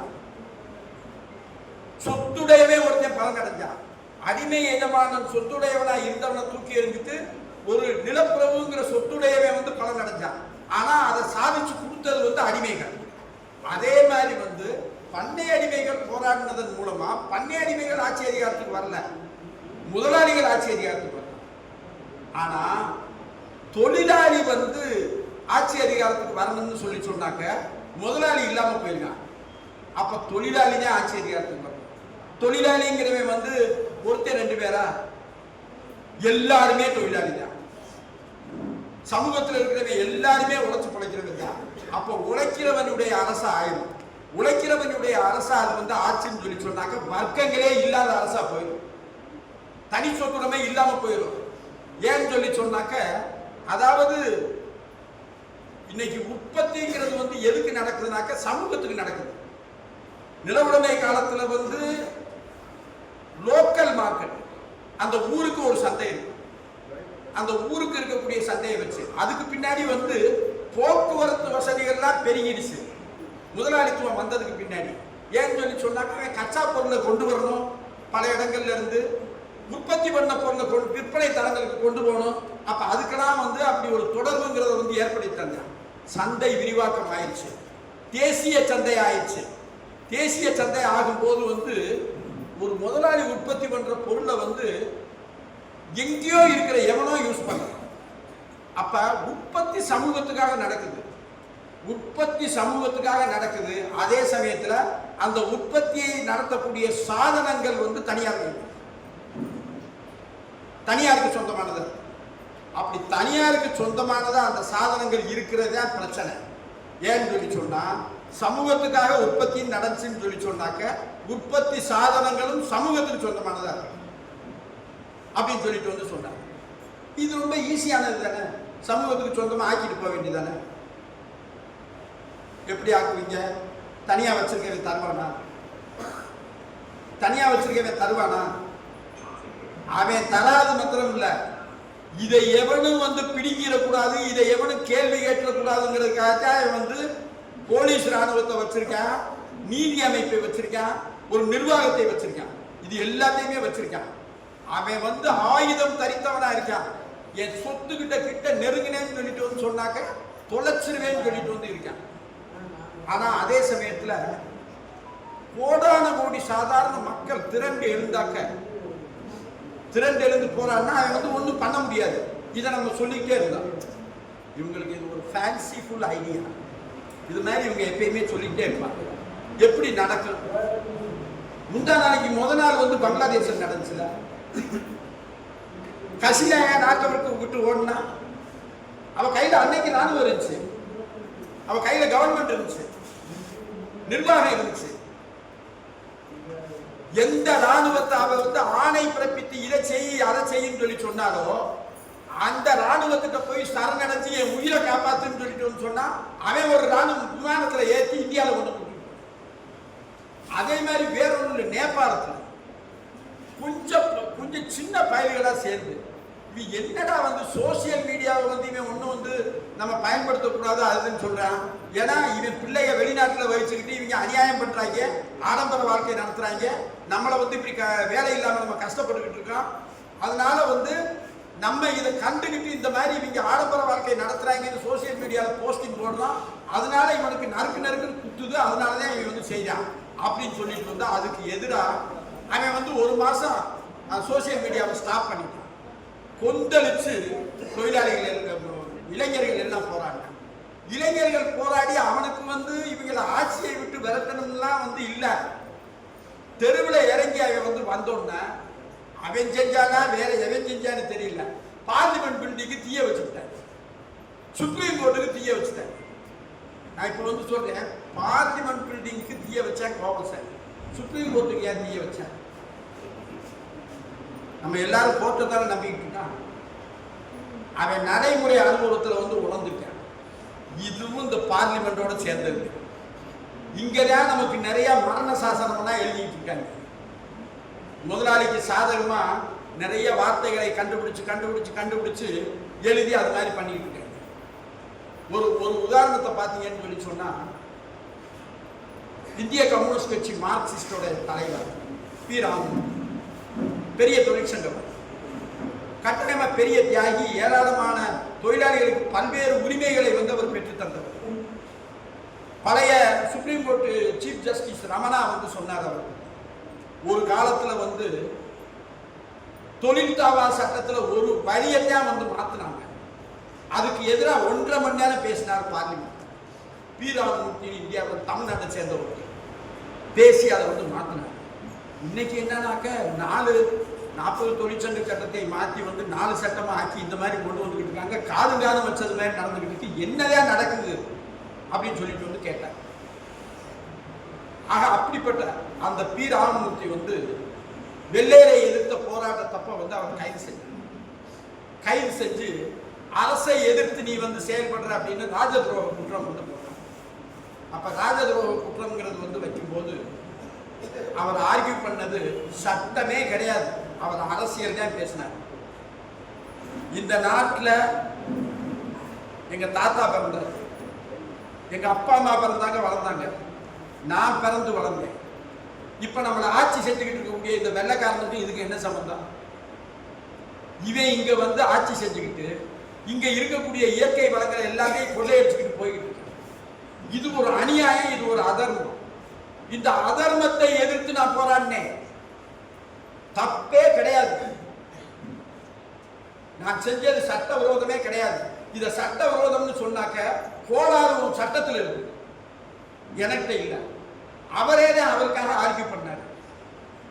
அன்னைக்கு வந்து அந்த ஜட்ஜஸ் அதெல்லாம் கேட்டு, இன்னைக்கு இதையே வந்து நான் பேச முற்பட்டாக்க ஜட்ஜஸ் என்ன சொல்லுவாங்க? இங்க பாருங்க, ஜட்ஜுக்கு பேசுங்க, அந்த பின்னாடி உட்கார்ந்து இருக்கக்கூடிய அந்த பார்வையாளர்களுக்காக பேசாது. நீ பேசுறது நியாயமா அநியாயமா அதை பார்க்க மாட்டேன். அதை மடக்கிறதுக்கு ஏதாவது ஒரு வழி இருக்குன்னு சொன்னாக்க நீ சட்டத்தை தான் பேசணும். அப்ப சட்டம்ங்கிறது வந்து எப்படி இருக்கு? அதாவது எல்லா உரிமையும் இருக்கு, அடிப்படை உரிமை, பிடிக்க முடியாத உரிமை எல்லாம் இருக்கு. ஆனா அந்த உரிமையை நீங்க நினைச்ச மாதிரி எல்லாம் பயன்படுத்த முடியாது. அதுல ரீசனபிள் ரெஸ்ட்ரிக்ஷன் சொல்றோம், பகுத்தறிவுக்கு உட்பட்ட வரையறைகள். எதிய வரையறை அது தீர்மானிக்கணும். இப்ப எனக்கு ஒரு உரிமையை மறுக்கிறியா, ஏன் மறுக்கிற? பகுத்தறிவுக்கு உட்பட்ட வரையறையை தாண்டியதா இருக்கு. ஏன்னா அது வந்து நிரூபிக்கப்படல, அது சட்டத்துல இப்படி செஞ்சாத்தே அந்த வரையறை தாண்டினது, இப்படி செஞ்சாக்க வரையறைக்கு உள்ள இருக்கிறதுன்னு.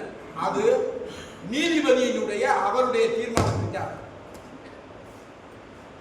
ஆக இந்த மாதிரி வந்து நீதி அமைப்பு இது எல்லாமே இருக்கு. அப்ப இதை பூரா வந்து தூக்கி எறிஞ்சிட்டு அதனால வந்து என்னன்னாக்க ஜனங்கள் எல்லாமே ஒருங்கு திரண்டு வந்தாக்க, ஏன் நேபாளத்தில் ஓடினா, ஏன் பங்களாதேஷ்ல ஓடினாங்க, ஏன் ராஜபக்ஷே அந்த மாதிரி கொன்று குவிச்ச கொலைகாரே இருக்கிற இடம் தெரியல, இப்ப எங்கேயோ ஓடி போய் வந்து கிடக்குற, ஏன் ஓடினாங்க? அவன் ராணுவத்தை பயன்படுத்தி ஒடுக்கி இருக்கிறாங்க. ஒடுக்க முடியாது, மக்கள் எல்லாம் ஒன்னா சேர்ந்து கிளர்ந்து எழுந்தாக்க ரெண்டு விஷயம் ஒர்க் ஆகணும். ஒன்னு ஆளுக்கு கையில ஒரு கல்லையும் கம்பையும் எடுத்தாலே வந்து முடிஞ்சு போச்சு. இன்னொன்னு வந்து என்னன்னு சொல்லி சொன்னா இவன் களவாணி பெயர், அதனால இவனுக்கு மனசாட்சியினுடைய உறுத்தலே இருக்கு. நம்ம ஊருப்பட்ட தப்பு பண்ணியிருக்கான், குடிபட்டோம்னாக்க நம்மளை உரிச்சு தொங்க விட்டுருவாங்க அப்படின்னு சொல்லிட்டு ஓடி போயிடும். இதுதான் நடக்கும். இப்படி சமூக மாற்றம்ங்கிறது வந்து வரும். இப்ப அவர் சொன்னது, இப்ப நிறைய பேர் நவம்பர் புரட்சின்னு சொல்லிட்டு சொன்னாக்க, இங்க வந்து என்னன்னா 2021 தேர்தலில் வந்து டிஎம்கே ஏடிஎம்கே முடிஞ்சு டிஎம்கே வந்துச்சு. அது மாதிரி 2014 வந்து காங்கிரஸ் போய் பிஜேபி வந்துச்சு. அது மாதிரி ரஷ்யாவில் வந்துச்சு. ஏதோ ஒன்று நடந்து அது மாதிரி வந்து அன்னைக்கு லெனின் வந்து ஆட்சிக்கு வந்திருக்கு. நமக்கு மேலோட்டமா பார்க்கும்போது அப்படித்தான் தெரியும். அப்படி வரல. ஜார் மன்னர் வந்து 2017 பிப்ரவரியில வந்து அவர் என்ன செய்யறாருன்னு சொல்லி சொன்னாக்க, வேற வழியே இல்லாம அவர் வந்து பார்லிமெண்ட்டுங்கிறத உருவாக்கி அதுக்கு ஆட்சி அதிகாரத்தை ஒப்படைக்கிறார். பார்லிமெண்ட் அதை கைப்பற்று. அது கைப்பற்றினதுக்கு காரணம் என்னன்னு சொல்லி சொன்னாக்க, அதாவது பெரிய முதலாளிகள் போராடி அதெல்லாம் வாங்கல, தொழிலாளிகள் போராடிட்டு இருக்காங்க. கம்யூனிஸ்ட் கட்சி போராடிட்டு இருக்கு, சோசியல் டெமோக்ராட்டிக் பார்ட்டி வந்து அங்க போராடிட்டு இருக்கு. அப்ப இதுக்கெல்லாம் வந்து பயந்து அந்த சமயத்துல முதல் உலக யுத்தம் நடந்துட்டு இருக்கு. முதல் உலக யுத்தம் நடக்கும்போது இந்த ஜார் மன்னரினுடைய கையில ஆட்சி அதிகாரம் இருந்தாக்க இந்த சண்டையை ஒழுங்கா போட மாட்டேன். அதனால வந்து சண்டையை ஒழுங்கா போடணும்னாக்க பார்லிமெண்ட் ஆட்சி முறையை கொண்டு வரணும். அப்படி கொண்டு வந்தாக்க இவங்க எல்லாம் செல்வாக்கு செலுத்தி அதை வந்து சண்டையில கலந்துக்கிற வைக்கலாம்னு சொல்லிட்டு வந்து அவன் அந்த ஆட்சி முறையை கொண்டு வந்தான். அந்த ஆட்சி முறையை கொண்டு வந்த உடனே வந்து அந்த ஆட்சி முறை வந்ததுக்கு வந்து பின்னணியில இருந்த காரணம் அங்க இருந்த லெனின், ஸ்டாலின் இவங்களுடைய அமைப்பு, இதனுடைய போராட்டம் தான். பொது வேலை நிறுத்தங்கள் 1905 இருந்து ஆரம்பிச்சிச்சு. 1905 எப்படி ஆரம்பிச்சிச்சு? பல்வேறு கோரிக்கைகளை வைத்து வந்து ரஷ்ய தொழிலாளிகளும் விவசாயிகளும் போராடிக்கிட்டு இருக்காங்க. அப்ப போராடும் போது ஒரு மத குருமார் வந்து சொல்றாரு, கொஞ்சம் பேர் சொல்லி, அதாவது நீங்க எதுக்கு இவங்க பேச்செல்லாம் கேட்டு வந்து வீணா போட்டு, நீங்க வந்து என்னன்னாக்க ஞாயிற்றுக்கிழமை ஜார் மன்னர் சாமி கும்பிடுவாங்க. அன்னைக்கு வந்து ஒரு நல்ல மனநிலையில இருப்பார், கடவுளை பத்தி தான் நினைச்சுக்கிட்டு, வேற எந்த இடமும் இருக்காது. அப்ப அன்னைக்கு வந்து நீங்க வந்து ஒரு பெட்டிஷன் கொண்டு வரும், பெட்டிஷனை கொண்டு போய் நீங்க வந்து அவருக்கு கொடுங்க, அவர் வந்து அதுக்கு உங்களுக்கு ஆக வேண்டியதை செய்வார் அப்படின்னு சொல்லி சொல்லுவாங்க. இந்த மக்களும் உடனே சரி அதை நாங்க செய்ய போறோம். லெனின், ஸ்டாலின் இவங்க வந்து என்ன சொல்றாங்க, இங்க பாருப்பா வந்து துப்பாக்கி கொண்டு சுட்டு விடுவேன், நிறைய பேரை கொண்டு விடுவேன்னு சொல்லிட்டு சொல்றாங்க. இல்ல அதெல்லாம் இல்லை, சாமியாரே சொல்றாரு, அவர் சாமி கும்பிடுறவர் வந்து எப்படி அதெல்லாம் செய்வாரு, பாவம் இல்லை அதெல்லாம் அப்படின்னு சொல்லிட்டு வந்து இவங்க சொல்றாரு. சொன்ன உடனே இவர் என்ன பண்றாரு, லெனின் இவங்க வந்து என்ன கைடன்ஸ் கொடுக்குறாங்கன்னாக்க, சாதாரண மக்கள் முன்னணியில இருக்க வேண்டாம், கம்யூனிஸ்டுகள் முன்னணியில இருக்கு, நம்ம கட்சிக்காரங்க முன்னணியில இருக்கு, பின்னாடி வந்து அவங்க இருக்கணும். துப்பாக்கி சூடு நடத்தணும்னா அப்ப வந்து அதை நம்மகிட்ட ஆயுதம் இல்லாம நம்ம அதை எதிர்க்க முடியாது. அதனால குறைந்த சேதத்தில், ஏன்னா நமக்கு ஒரு அனுபவம் இருக்கும், எப்படி சுடுவேன் எப்படி ஓடலாங்க தப்பிக்கலாம்னு சொல்லிட்டு வந்து நம்ம தப்பிக்கலாம். அப்படி இருந்து நமக்கு உயிரிழப்பு வரும். இருந்தாலும் வந்து பொதுமக்களுக்கு வந்து பெரிய பாதிப்பு ஏற்பட்டுச்சுனாக்க முடங்கி போயிடுவாங்க, பயந்து போயிடுவாங்க, ஐயோ கொண்டு விடுவாங்க, அந்த பயம் வந்துடக்கூடாது, அதனால நீ முன்னாடி அப்படின்னு சொல்லிட்டு வந்து சொல்ற. முன்னாடி இருந்து துப்பாக்கி குண்டுகளை கம்யூனிஸ்டுகள் எதிர்த்தாங்க. ஜார் மன்னர் சுட்டுதான் கொண்டான் அன்னைக்கு ஆரம்பிச்சது. அதுக்கு பின்னாடி பல்வேறு வேலை நிறுத்தங்கள், தொழிற்சாலைகள்ல எல்லாத்திலையும் நம்ம பண்றது மாதிரி வேலை நிறுத்தங்கள். அதே மாதிரி வந்து அதாவது நிலம்னாக்க வந்து தனியார் கையில் இருக்கிற நிலம் கொஞ்சம் நஞ்சமா இருக்க. டால்ஸ்டாய் ஒரு எழுத்தாளர் இருந்தார், போர் வாழ்ந்து இதெல்லாம் எடுத்து பெரிய எழுத்தாளர். அதாவது அவர் தான் உலகத்திலேயே மிகச்சிறந்த நாவலாசிரியர்னு சொல்லி சொல்லுவாங்க. அந்த டால்ஸ்டாய்க்கு இருந்த நிலம் எவ்வளவுனாக்க 25,000 ஏக்கர். இப்படிதான் அங்க நிலம் வச்சிருப்பாங்க. அப்ப இந்த நிலத்துல வேலை செய்யறவனுக்கு வந்து நிலம் சொந்தமாக அப்படிங்கிறதுக்காக விவசாயிகள் போறாங்க. இப்படிப்பட்ட பல போராட்டங்கள் நடந்ததன் மூலமா வந்து அவங்க ரொம்ப சக்தி வாய்ந்தவங்களா இருக்காங்க. அப்படி இருக்கும்போது 1917 பிப்ரவரியில் வந்து ஆட்சி அதிகாரம் வந்து பார்லிமெண்ட்டுக்கு மாறினார். பார்லிமெண்ட்ல ஆட்சி அதிகாரத்துக்கு வந்தவர் என்ன சொல்றாருனாக்க, அவசரப்படாதீங்க, பொறுங்க, நாங்க வந்து என்னன்னு சொல்லி சொன்னாக்க அரசியல் சட்டத்தை ஏற்றப்படும். அரசியல் சட்டத்தை ஏற்றதுக்காக அரசியல் நிர்ணய சபை கூட்டத்தை வந்து டிசம்பர்ல கூட்டப்படும். அந்த 1917 டிசம்பர்ல கூட்டப்படும். அது வரைக்கும் பொறுமையா இருக்கு அப்படின்னு சொல்றாங்க. அது வரைக்கும் 1917 வரைக்கும் வந்து லெனின் வந்து எங்க இருக்காருன்னா சுவிட்சர்லாந்துல இருக்காரு. அவர் ரஷ்யாவில் இருந்தாக்கா அவரை கொண்டு விடுவாங்கன்னு சொல்லிட்டு வந்து கட்சியே சுவிட்சர்லாந்துல வச்சிருக்காரு. அவர் ஏப்ரல் மாதம் 6ஆம் தேதி தான் அங்கே வந்து இறங்குறாரு.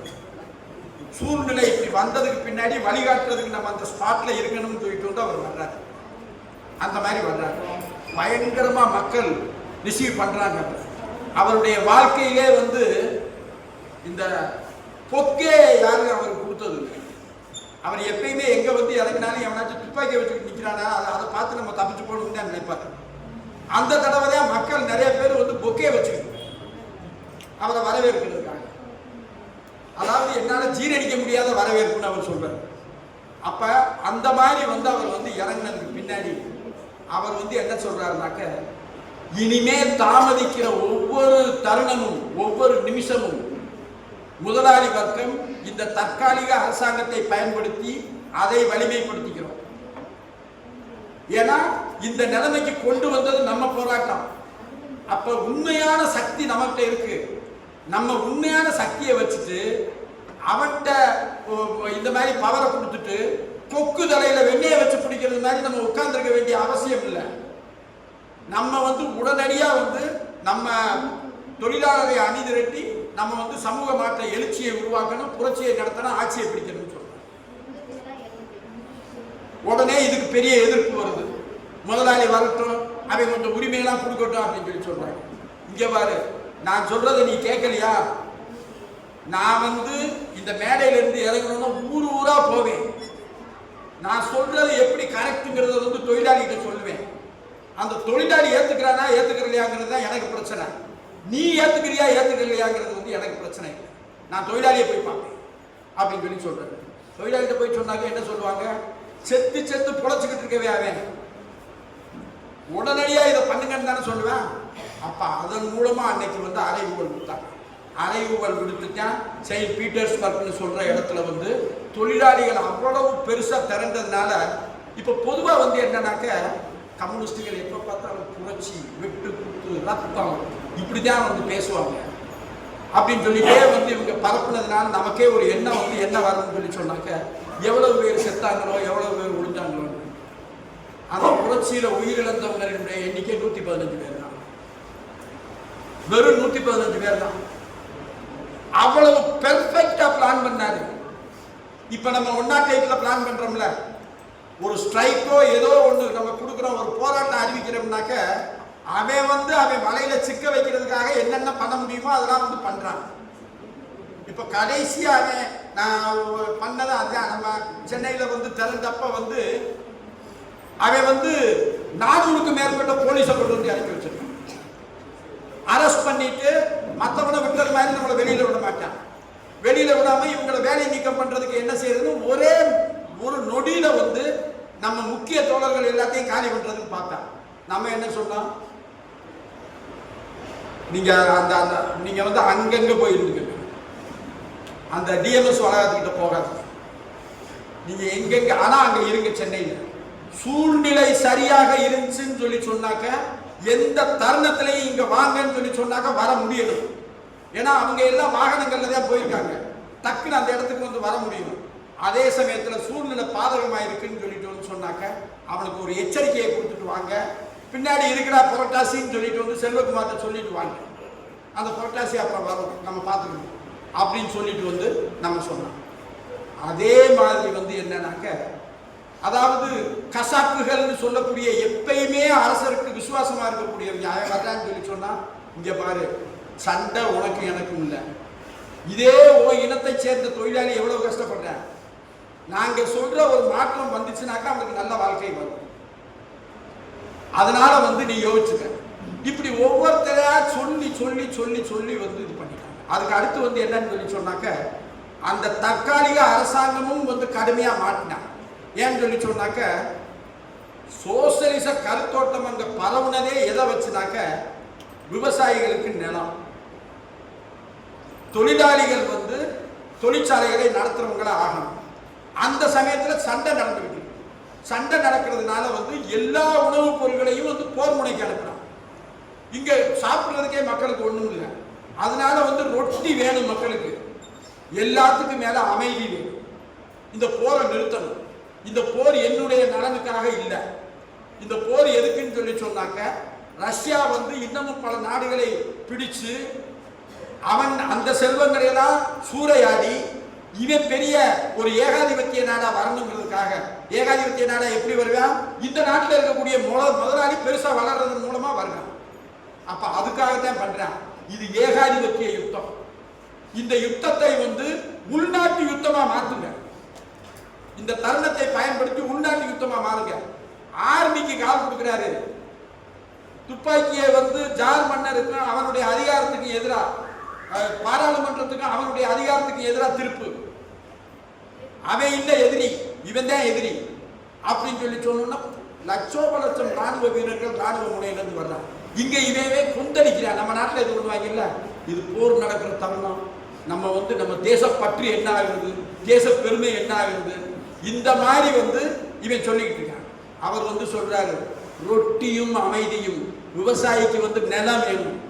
இதுதான் இந்த கோரிக்கையை வச்சாக்க தற்காலிக அரசாங்கம் வந்து அவன் என்ன சொல்றானாக்க போரெல்லாம் இப்ப நிறுத்த முடியாது.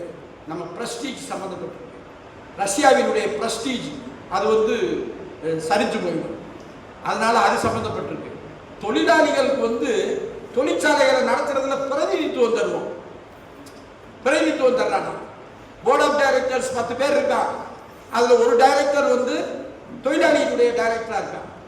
அது எந்த ஒரு தீர்மானத்தையும் ஓட்டுக்கு விட்டான்னு சொல்லி சொன்னாக்க 9 ஓட்டு அவன்கிட்ட இருக்கான், 1 ஓட்டு தொழிலாளிகிட்ட இருக்கான். அது தொழிலாளிக்கு விரோதமானதா இருக்கும். என்னடா இப்படின்னு சொல்லிட்டு வந்து கேட்டாக்க உனக்கும் வாய்ப்பு கொடுத்தேன்ல, உனக்கும் பிரதிநிதித்துவம் கொடுத்தேன்ல, இப்படி சொல்லி வந்து ஏமாத்துவோம். அதுக்கடுத்து வந்து நிலத்தை எல்லாம் வந்து இந்த மாதிரி ஒரு அழைப்பு கொடுத்தோன்னே என்ன பண்ணிட்டாங்க, விவசாயிகள் பல இடங்கள்ல இந்த நிலமெல்லாம் எங்களுக்கு தான் சொந்தம்னு எடுத்துக்கிறாங்க. இந்த அரசாங்கம் என்ன சொல்றான், நீங்க எடுத்த நிலத்தை பூரா திருப்பி கொடுங்க அவங்ககிட்ட அப்படின்னு சொல்லி சொல்றான். அப்ப இவனை எதிரியா நினைப்பாங்களா இல்லையா? இப்ப இந்த இங்க நம்ம இங்கதான் இங்க போட்டிருக்கோம் ஒரு இது, இந்த இதுதான். அதாவது எப்ப நம்ம புரட்சியை நடத்த முடியும்? நம்ம ஒரு குறைஞ்சது வந்து ஒரு 10 கட்சி, ஒரு 3 கட்சி இருக்குன்னு சொல்லி சொன்னா ஒரு 35% ஓட்டு வாங்குறது மாதிரி வந்தாதான் நம்ம புரட்சியை நடத்தணும். அப்படித்தானே நார்மலா நம்ம காமன் சென்ஸ் அடிப்படையில் வந்து சிந்திக்கிறவங்கள வந்து இருக்கோம். அப்படித்தானே வந்து இருக்கோம். அது இல்லை. 1917 பிப்ரவரிக்கு முன்னாடி போல்ஷிவிக் கட்சியினுடைய மெம்பர்ஷிப் வந்து 25,000 பேர். உடனே நம்ம புரட்சிக்கு அறைகூவல் கொடுக்கணுங்கிறத வந்து லெனின் சொன்னோன்னா அடுத்து ஒரு 15-20 நாள்ல மெம்பர்ஷிப் 1 லட்சம் பேர். 1 லட்சம் பேர். அப்ப மெஜாரிட்டி எப்படி வருது? மெஜாரிட்டி வந்து நம்ம கோரிக்கைகளை, அதுல இருக்கக்கூடிய நியாயத்தை, அதுல இருக்கக்கூடிய மக்கள் ஆதரவு போக்கை அடிப்படையாக வைத்து வந்து வருது. அதனால அந்த மாதிரி திரளும் போது எல்லா இடங்கள்லையுமே திரளுறாங்க.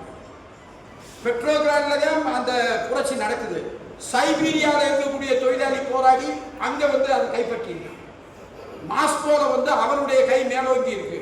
படிப்படியா தொழிலாளிகள் எல்லாம் திரண்டு கிரம்லினுக்குள்ள வந்து விரட்டிடுறாங்க. கிரம்லினுக்குள்ள போய் வந்து ஒளிஞ்சுக்கிட்டு இங்க நீ உன்னைய வரவிட மாட்டேன்னு சொல்லிட்டு இருக்கான். ஏன்னா தொழிலாளிகளுக்கு வந்து என்னன்னாக்கா அந்த கிரம்லின் மாளிகைகள், அங்க இருக்கிற கட்டடங்கள், இதெல்லாம் வந்து நம்மளுடைய ரொம்ப அழகான நினைவு சின்னங்கள். இதுகளெல்லாம் நம்ம வந்து அடிச்சு நொறுக்க கூடாது அப்படிங்கிற ஒரு எண்ணம் இருக்கு. அந்த எண்ணத்தை பயன்படுத்தி அதுல போய் வந்து ஒளிஞ்சுக்கிட்டு இருக்கான். இப்படி எல்லா பக்கமும் வந்து அணிதிரள ஆரம்பிச்சு. சரி, அணிதிரண்டாங்க. அப்ப இப்படித்தான் வந்து நடந்துச்சே தவிர ஆட்சி அதிகாரத்தை தூக்கி எரிஞ்சிட்டு கெரன்ஸ்கி அந்த தற்காலிக அரசாங்கத்தினுடைய தலைவராக ஓடி போயிட்டான். அவன் வந்து அவர் வரப்போறாரு எல்லாரும் என்ன சொன்னாங்கன்னாக்க இப்ப நடந்திருக்கிற புரட்சி ஒரு 3 மணி நேரம் நீடிக்க, அவ்வளவுதான். அதுக்கு அடுத்து வந்து ஒரு 3 நாள் நீடிக்காது, இப்படி வந்து சொன்னாங்க. அதுக்கு பின்னாடி வந்து அதை ஒண்ணுமே பண்ண முடியலன்னு சொல்லி சொன்னோன்னா சக்தி பெருகிட்டே இருந்தோம்னா இவங்க பூரா ஓட ஆரம்பிச்சிட்டாங்க. மிச்சம் இருந்தவங்களை கைது பண்ணிட்டாங்க. அதாவது அடுத்தவங்களுக்கு தெரியாம இந்த ஒருத்தரை வர சொல்றேன் அவங்களை கூட்டிட்டு போகன்ட்டு ஒரு ஜெனரல் போறாரு, அந்த பிரதமராக இருந்தவங்க கரன்ஸ்கிங்கிறவங்க. அவன் திருப்பி வந்து பார்க்கும்போது அவன் ஓடி போயிட்டான். இவன் அவனை பிடிச்சு கொடுத்தாலும் கொடுத்துருவான்னு ஓடி போயிட்டான். யாரையுமே நம்ப முடியாது. ஆக அப்படித்தான் சமூக மாற்றம்ங்கிறது வந்து அப்படி சமூக மாற்றம்ங்கிறது வந்து வந்துச்சு. அப்படி வந்ததுக்கு பின்னாடி இப்ப சராசரியா இருக்கக்கூடிய அரசாங்கங்கள் நம்ம வந்து மாற்றி மாற்றி ஓட்டு போடுறோம். இப்போ முதலாளித்துவ அமைப்புல என்ன சொல்றாங்கன்னு சொல்லி சொன்னாக்க 3 தடவை இவன் அரசாங்கத்தில் இருந்துட்டான், இவன் மேல மக்களுக்கு அழுப்பு தட்டி இருக்கும், அதனால வேறவங்களுக்கு தான் ஓட்டு போடுவாங்க. ஆன்டி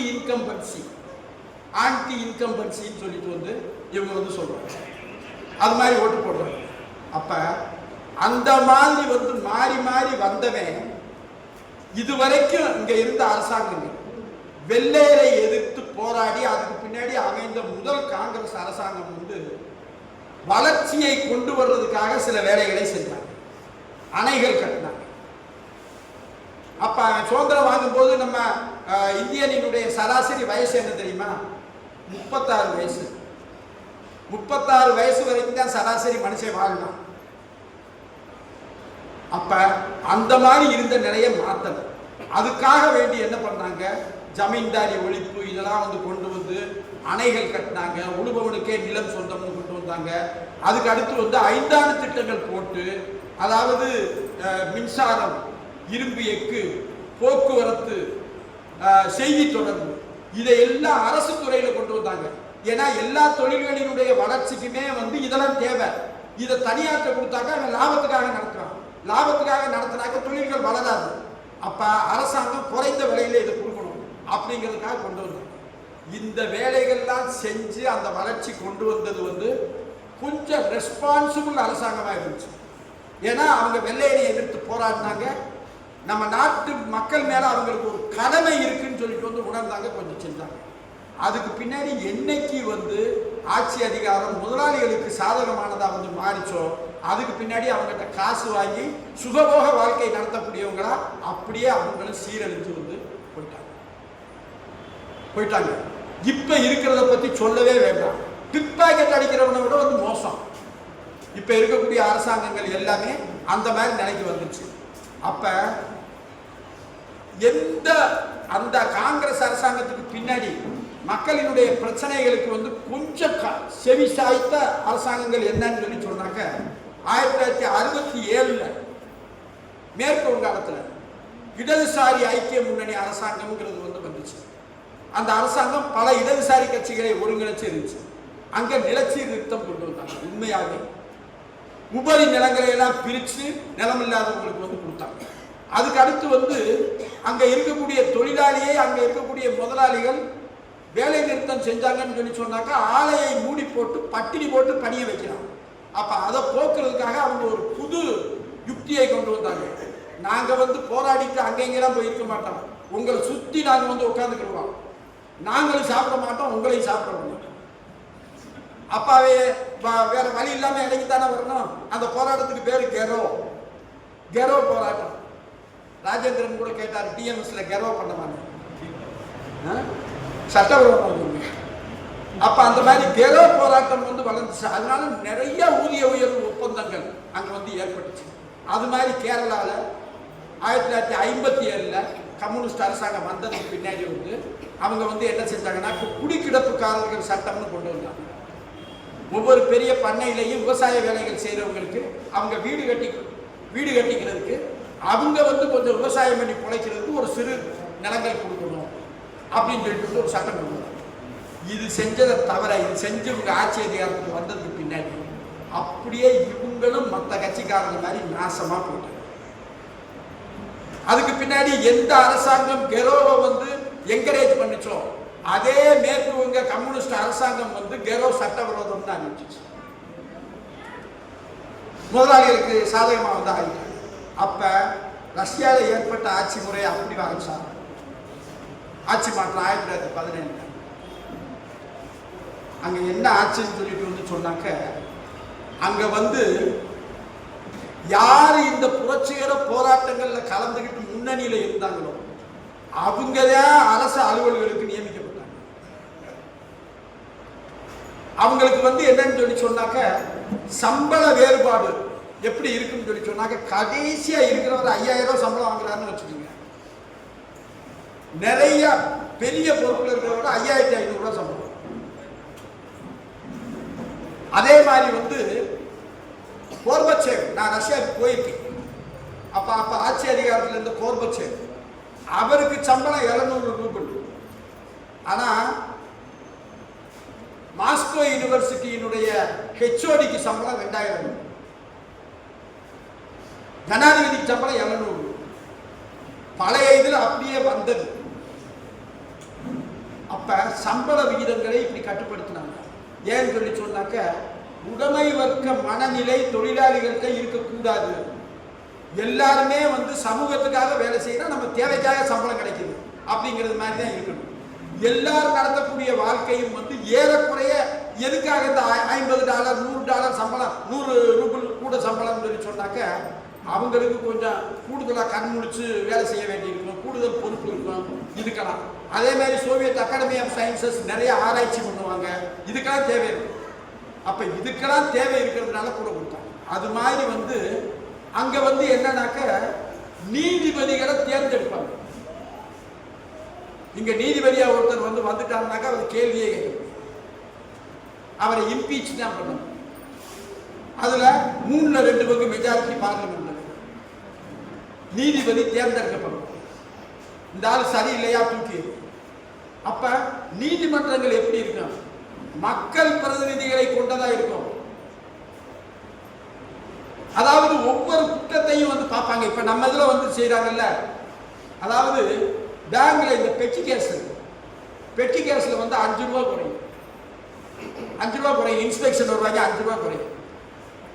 5 ரூபாய் குறைஞ்சுனாக்கா அது எப்படி குறைஞ்சுன்னு அவன் கேட்க மாட்டான். 5 ரூபாயை நீ திருடிட்டேன்னு. ஆனா ஒரு காயின் கீழே கூட விழுந்துருக்கலாமியா, அதெல்லாம் இல்லை. 5 ரூபாய் குறைஞ்சுனாக்க நீ திருடி, அதான் அப்படின்னு சொல்லிட்டு வந்து சொல்லுவோம். அப்ப என்ன பண்ணுவேன், அவனுக்கு வந்து வேலை நீக்க உத்தரவு கொடுக்கும். இதை நீங்க கோர்ட்டுக்கு கொண்டு போனாக்க அதிக பிரசங்கித்தனம் கொஞ்சம் முட்டாள் நீதிபதிகள் அங்க உட்கார்ந்துக்கிட்டு அவன் என்ன சொல்லுவானா, 5 ரூபாயும் திருட்டியா, 50 ரூபாயும் திருட்டியா, 5000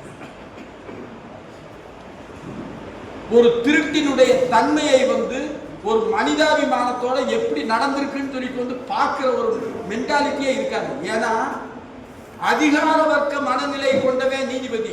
அதிகார வர்க்க மனநிலை ஏன் வருது? அவன் நீதிபதி ஆனதுல இருந்து ரிட்டையர் ஆகிற வரைக்கும் அவனை ஒன்றும் பண்ண முடியாது. ஓட்டு போட்டா தேர்ந்தெடுத்து வந்திருக்காங்க, அவனை ஒன்றும் பண்ண முடியாது. ஆனா அந்த ஓட்டு போட்டு தேர்ந்தெடுக்கப்பட்ட நீதிபதியா வந்து இருக்கிறதுனால அவன் வந்து மக்களுடைய விருப்பங்களுக்கு உகந்த விதத்துல தான் இருக்க முடியும்.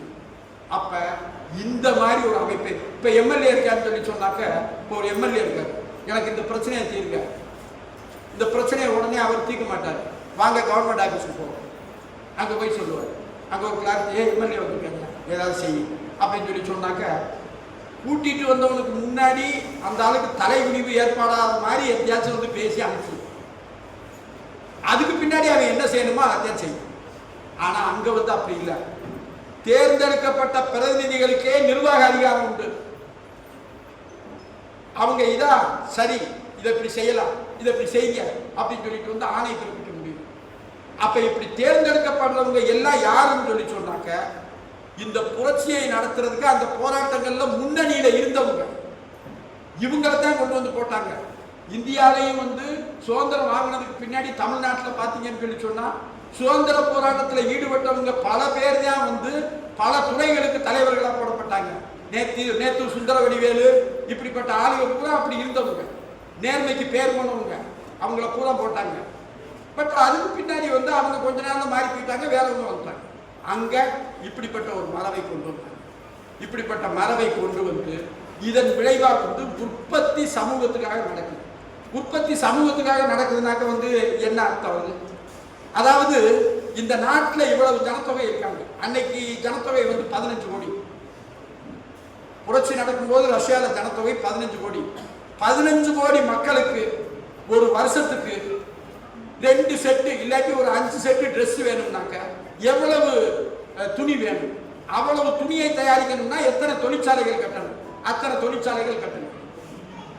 அத்தனை தொழிற்சாலைகளையும் வேலை கிடைக்கும். அத்தனை தொழிற்சாலைகளையும் வேலை கிடைக்கணும். வேலை இல்லா திண்டாட்டம்ங்கிறது வந்து அங்க கிடையவே கிடையாது. ஏன்னா அப்ப டிகிரியையும் அப்பாயின்மெண்ட் ஆகிறதையும் ஒன்னா தருவாங்க. இவ்வளவு பேர் இன்னமும் தேவைப்படுறாங்கன்னு சொல்லிட்டு வந்து சொல்லுவாங்க. நாங்க ரஷ்யா போயிருக்கும்போது இங்க இருந்து இந்த INTUC இது மாதிரி காங்கிரஸ்ல இருந்து வந்தவங்க இவ்வளவு பேர் வந்து வேலைக்கு தேவைப்படுதுல்ல, நம்ம நாட்டில இருந்து கூப்பிட்டுக்கலாம்ல அப்படின்னு சொல்லிட்டு வந்து நம்ம நாட்டில இருந்து கூப்பிட்டுக்கணுமா. அதாவது இப்ப பொதுவாகவே என்ன சொல்லுவாங்கனாக்க, நம்ம 2 பேனா வச்சிருந்தோம்னா கம்யூனிஸ்ட் பேசுற ஒரு பேனா வேண்டாம். ஏயா நான் தீந்து வச்சுட்டாங்க, என்ன பண்றது, நான் எழுதுறதே அலங்காரமா ஒண்ணு வச்சிருக்கலையா, அப்புறம் என்ன கம்யூனிஸ்ட் பேசுற? அப்ப நாங்க வந்து என்ன சொன்னோம்னாக்க, இப்படி பேசுறோம்னா வந்து இருந்து சோவியத் சொசைட்டியை கெடுத்துக்குவாங்க. அதனாலதான் அவங்க கூப்பிடுவாங்க. ஏன்னா ஒரு ஜோக்கு வந்து சொல்லுவாங்க. அதாவது குருஷேவ் இங்க வந்திருக்கும் போது உங்க ட்ரெயின்ல நான் பயணம் பண்ணணும்னு சொன்னாங்க. ரஷ்ய ஜனாதிபதி ட்ரெயின்ல கூட்டிட்டு போனாங்க. நம்ம இதுல ரயில்வே தண்டவாளத்துக்கு 2 பக்கமும் வெளியே இருப்பாங்க, பார்த்துருக்கீங்கல்ல. அந்த காலத்துல அதான் ஓப்பன் லெட்டின். இப்போ பார்த்துட்டு என்னங்க இந்த கொடுமை, எங்க நாட்டில் இப்படி பார்க்கவே முடியாதுங்க. ஐயோ இது பெரிய, அதாவது exposition in public is a crime. அதாவது பிராட் டே லைட்ல ஒருத்தன் வந்து ட்ரெஸ் இல்லாம இருந்தானாக்கா அது வந்து குற்றம். இவன் என்னங்க இப்படி இருக்காங்கன்னு சொல்லிட்டு வந்து அவர் கேட்டிருக்காரு. நேரம் அங்க போனார், அவரை கூட்டிட்டு போயிருக்காரு. அங்க கூட்டிட்டு போகும்போது அங்க யாருமே இல்லையா, ஒரே ஒருத்தன் இருந்தாங்க. இங்க என்ன வாழுது, அந்த ஒருத்தன் இருக்காது. அவனை கடைசியில் கூப்பிட்டு விசாரிச்சு பார்த்தாங்க, இந்திய இது ஜோக்கா இருக்கலாம், இது நடந்திருக்கிறதுக்கு வந்து வாய்ப்பு இல்லை. பட் என்னன்னாக்கா அது மாதிரி வந்து சொல்லுவாங்க. அப்ப இப்படிப்பட்ட நடமாட்டம், அப்ப இப்படி உற்பத்தியை வந்து திட்டமிடுவாங்க. திட்டமிடுறது யாரு? தொழிற்சங்கம் திட்டமிடும். இப்ப வந்து நியூயார்க் மேயரா வந்து மம்தானி வந்திருக்காரு. அவர் மம்தானி வந்து என்ன சொல்றாருன்னு சொல்லி சொன்னா, உன்னுடைய திட்டங்கள் என்ன அப்படின்னு சொல்லி சொன்னாக்க, 2% முதலாளிகளுக்கு டாக்ஸ் போடுறேன் கூட, அதுல வர்ற பணத்தை வச்சு நான் வந்து இந்த லேடிஸ் எல்லாம் வேலைக்கு போறாங்கல்ல, அவங்க குழந்தைகளுக்கு வந்து காப்பகம் ஃப்ரீயா தருவேன். பஸ் வந்து இலவச பஸ் வந்து அவங்களுக்கு வந்து தருவேன். காய்கறி கடையெல்லாம் விலை ரொம்ப ஏறிக்கிட்டு இருக்கு, கவர்மெண்ட்ல இருந்து ஓபன் பண்ணுவேன். இதை வச்சு என்னால செய்ய முடியும். அப்புறம் என்ன செய்வீங்க? படிப்படியா போலீஸை கலைக்கும். போலீஸ் தேவையில்லை. கவுண்டிஸ் நாங்க வந்து அந்த நாங்களே உட்கார்ந்து கூட்டம் போட்டு பேசி நாங்க முடிவு எடுக்கிறோம் அப்படின்னு சொல்லிட்டு வந்து சொல்றாரு. நம்ம 108 ஒரு சமயத்தில் அப்படிப்பட்ட ஒரு சூழ்நிலை வந்துச்சு. இதுக்கு நீங்களே நடத்தலாம் போல இருக்கேன்னு சொல்லிட்டு வந்து பேச ஆரம்பிச்சு யதார்த்தத்தை பார்த்து. அப்ப யதார்த்தமே வந்து என்னன்னு சொல்லி சொன்னாக்க சோசியலிசத்தை நோக்கி தான் போகும். யாரும் வந்து, அதாவது மேனேஜர்னு இருக்கிறவன் மேனேஜர் பண்றான், டேமேஜ் தான் பண்றான். இன்னைக்கு வந்து செல்வகுமார் ஹெட்எச்ஆர் இப்படி இருக்கிறவன் பூரா இந்த சேவைக்கு வந்து குந்தகம் விளைவிக்கிறானா, இந்த சேவை நல்லா நடக்கிறதுக்கு உதவி செய்யறானா? இந்த சேவை நல்லா நடக்கிறதுக்கு வந்து உதவி செய்யறது யாரு? யூனியன். எல்லா யூனியனும் சொல்ல மாட்டேன், நம்ம யூனியன். நம்ம கடமையை செய்யணும்னு சொல்லிட்டு வந்து அவங்க வலியுறுத்துறோம். அதே மாதிரி வந்து பொதுமக்கள் சேவையில் இருக்கக்கூடியவங்க பொதுமக்களுக்கு ஆதரவானவங்களை நடந்துக்கணும்னு சொல்லிட்டு வந்து நம்ம சொல்றோம். அப்ப இந்த மாதிரி போக்குகள் வந்துச்சு. அப்ப இப்படி உற்பத்தி இந்த மாதிரி திட்டமிடப்படும். தொழிற்சங்கம் தான் திட்டமிடும். அவங்க தான் சம்பளத்தை, இந்த வருஷம் சம்பளம் எவ்வளவு எடுத்துக்கலாம், சம்பளத்தை தீர்மானிக்கிறதுக்கு அங்க இருக்கக்கூடிய விதி என்னன்னாக்க, ஒருத்தர் 100 ரூபாய் சம்பளம் வாங்கினாக்க 40 ரூபாய்க்கு மேல அவன் சாப்பாட்டுக்கு செலவாகக்கூடாது. 60 ரூபாய் வந்து அவன் வேற இருக்கான். இவ்வளவுக்கு என்னன்னு சொல்லி சொன்னாக்க, ஸ்டாலின் இருந்தப்ப வந்து போனையே ஃப்ரீ ஆகிட்டார். அதே மாதிரி வந்து மெட்ரோ ரயில ஃப்ரீ ஆகிட்டார். ஹோட்டல்ல போய் வந்து சாப்பிட்டோம்னு சொல்லிட்டு வந்து சொன்னாக்க அதாவது ரொட்டி கிட்டி எல்லாமே ஃப்ரீ. அதில் வந்து எக்ஸ்ட்ராவா நீங்க இந்த டொரினோ இது மாதிரி ஏதாவது ஆர்டர் பண்ணீங்கன்னாக்கா அதுக்கு மாத்திரம் பணம் பே பண்ணுங்க. வேற அத்தியாவசியமா வேணுங்கிறதெல்லாம் ஃப்ரீ. இப்படியெல்லாம் ஃப்ரீயா ஆக்கிட்டு அதுக்கு பின்னாடி வந்து என்ன சாப்பாட்டுக்கு செலவாங்க? அங்க பாத்தீங்கன்னாக்கா புக் ஸ்டால்ல தான் ஆளுங்க நிறைய இருப்பாங்க. அதே மாதிரி வந்து சர்க்கஸ்ல இருப்பாங்க, டிராமா தியேட்டர்ல இருப்பாங்க, சினிமா தியேட்டர்ல இருப்பாங்க. போனோடனே எங்களை வந்து அங்க கூட்டிட்டு போனாங்க ஒரு சர்க்கஸ் கூட இருக்கு. நான் சர்க்கஸை பார்க்கல, அது பார்க்க வந்த மனிதர்களை பார்த்தேன். அங்க இருக்கக்கூடிய பிள்ளைகள் எல்லாத்தையும் பார்த்து இவனுடைய எக்கனாமிக் கேட்டகரி இது, இவனுடைய எக்கனாமிக் கேட்டகரி இதுன்னு யாரையும் தீர்மானிக்க முடியும். அவ்வளவு பேரும் வந்து நல்ல வெல் ட்ரெஸ்டா நல்லா இருக்காங்க. ஏற்றத்தாழ்வே இல்லைங்கிறது வந்து அங்க வந்து பிரதிபலிக்கும். அந்த மாதிரி இவ்வளவுக்கும் வந்து சோசலிசம் நாங்க போகும்போது வந்து சீரழிந்த நிலையில இருந்துச்சு. ஆக இப்படிப்பட்ட வளர்ச்சியை கொண்டு வந்ததுனாலதான் வந்து என்னன்னாக்க 32 வருஷத்துல 200 வருஷத்துல அமெரிக்கா சாதிச்சதை வந்து 32 வருஷத்துல ரஷ்யா சாதிச்சு. அதுக்கடுத்து ஜெயிக்கவே முடியாதுன்னு கொக்கரிச்ச அந்த ஹிட்லரினுடைய ராணுவத்தை ஓட ஓட விரட்டி கடைசி அவனுக்கு வந்து சாவுமணி அடித்தது வந்து இதுதான். 1929 வந்த அந்த ஒரு பெரிய பொருளாதார நெருக்கடி, அந்த நெருக்கடியில வந்து எல்லா நாடுகளும் வந்து அப்படியே தட்டுண்டு தடுமாறி வந்து போச்சு. அதனாலதான் ஹிட்லரே ஜெர்மனியில உருவாங்க. ஆனா ரஷ்யால வந்து அந்த வருஷமும் வந்து 7-8% வளர்ச்சி. 5 ஆண்டு திட்டத்தினுடைய இலக்கை முன்னாடியே ரீச் பண்ணிடுச்சு. ஏன்னா அங்க வந்து என்னன்னாக்க லாபத்துக்காக உற்பத்தி இல்ல, தேவைக்காக உற்பத்தி. தொழிலாளிக்கு சம்பளம் எப்படி தீர்மானிக்கிறாங்க? அவன் சக்திக்கு ஏற்ற உழைப்பு, உழைப்பிற்கு ஏற்ற ஊதியம். ஏன் இந்த மாதிரி எல்லாம் இலவசமா கொடுத்தாரு? இலவசமா கொடுத்து கொடுத்து கொடுத்து என்னன்னு சொல்லி சொன்னாக்க பண பரிவர்த்தனை இல்லாம பண்ணணும். பணம்ங்கிறது வந்து சொத்துக்கள் உருவாகிறதுக்கான ஒரு சாதனம். அது ஏறினாக்க அந்த அரும்பு ஏறினாக்க குறும்பு ஏறும். அப்ப அதனால அதை கட்டுப்படுத்த நினைச்சாங்க. இப்படி இருந்த சமூக அமைப்பு, இந்த சமூக அமைப்பை லெனினும் ஸ்டாலினும் நடத்தினது மாதிரி அப்படிப்பட்ட ஒரு முனைப்போடு அதை நடத்தி வேற நாடுகள்லையும் வந்து இப்படி சோசலிசம் வரணுங்கிற அந்த முனைப்போடு அதை செய்யாததுனால என்ன ஏற்படுச்சுன்னு சொல்லி சொன்னாக்க கடைசி அந்த முகாம் வந்து அழிந்து போகக்கூடிய சூழ்நிலை இருந்துச்சு. அங்கே இந்த புரட்சி வந்த உடனே அதனுடைய தாக்கம் உலகம் பூரா இருந்துச்சு. அப்பெல்லாம் நம்ம நாடு விடுதலை அடையல. 1945 வந்து ஹிட்லர் தோல்வி அடைஞ்சிடறான் ஜூன் மாசத்துல. ஆனா அப்பவும் இங்க சுதந்திரம் கிடைக்கல. அப்ப வந்து என்னன்னு சொல்லி சொன்னாக்க அதுக்கு 1917 புரட்சி வந்த உடனே இலக்குங்கிறது வந்து விடுதலை போராட்டங்களுக்கு வந்துச்சு. அதுக்கு முன்னாடி வந்து அவங்க மொட்டை கட்டியா நம்ம ஆட்சி வந்தாக்க நம்ம பிரச்சனை தீர்ந்துடும், சுதந்திரம் வந்தாக்க தேடாரும் பாலாரும் தெரு தெருவா ஓடும் சொல்லிட்டு வந்து இவங்க பாட்டுக்கு சொல்லிக்கிட்டு இருந்தாங்க. அது மாதிரி வந்து சொன்னாங்க. ஆனா அங்க வந்து இப்படிப்பட்ட சோசலிசம் வந்ததுக்கு பின்னாடி சோசலிசம் தான் இலக்கு.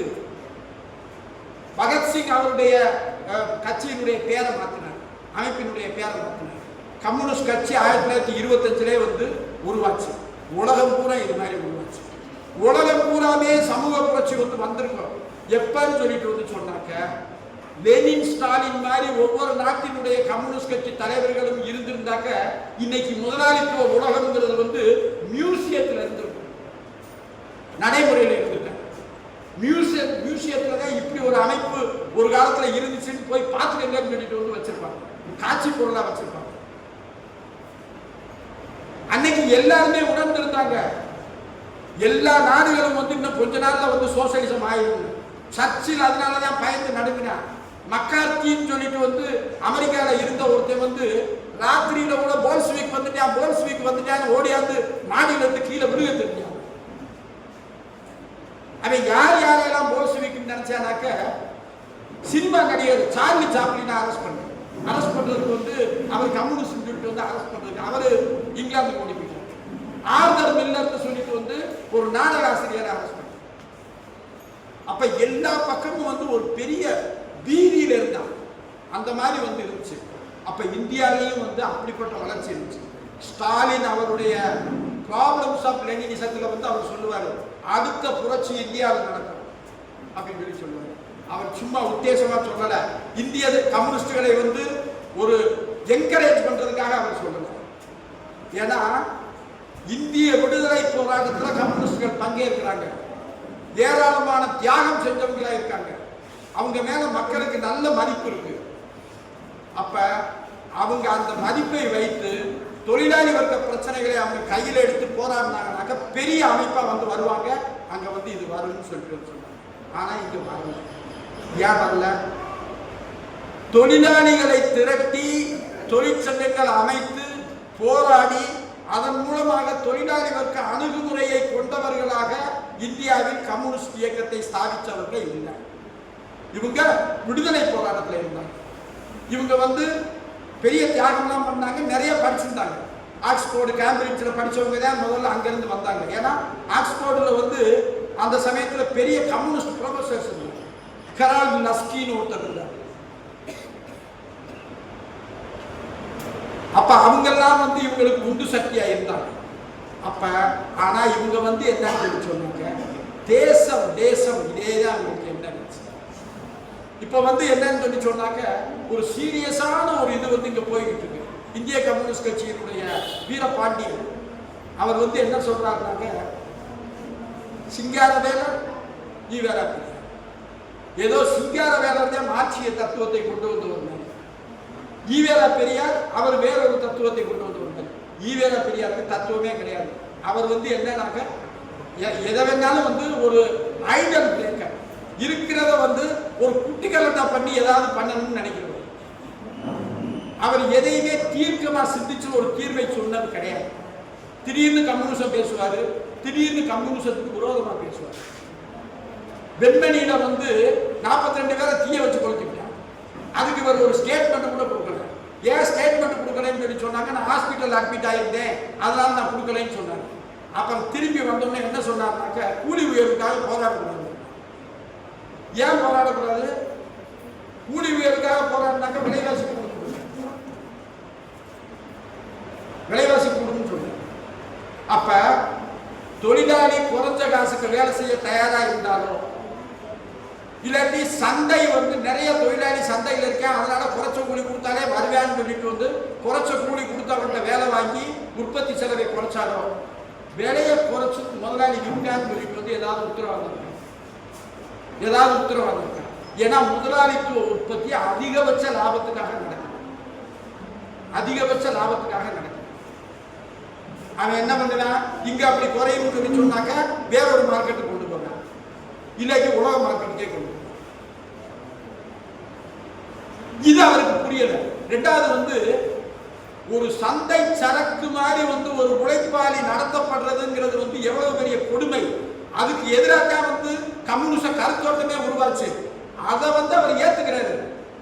அவரை பிடிச்சி என்னன்னு சொல்லி சொன்னாக்க, இவர் வீரபாண்டியன் என்ன சொல்றாருன்னு சொல்லி சொன்னாக்க, அதாவது இந்த கருப்பு நிறையாவும் சிவப்பு கொஞ்சமாவும் வந்து டீக்கா கொடியில் இருக்குது, இது ஒரு நாளைக்கு கருப்பெல்லாம் மறைஞ்சு சிவப்பா மாறிடும் அப்படின்னு சொல்லிட்டு வந்து அவர் சொன்னார்.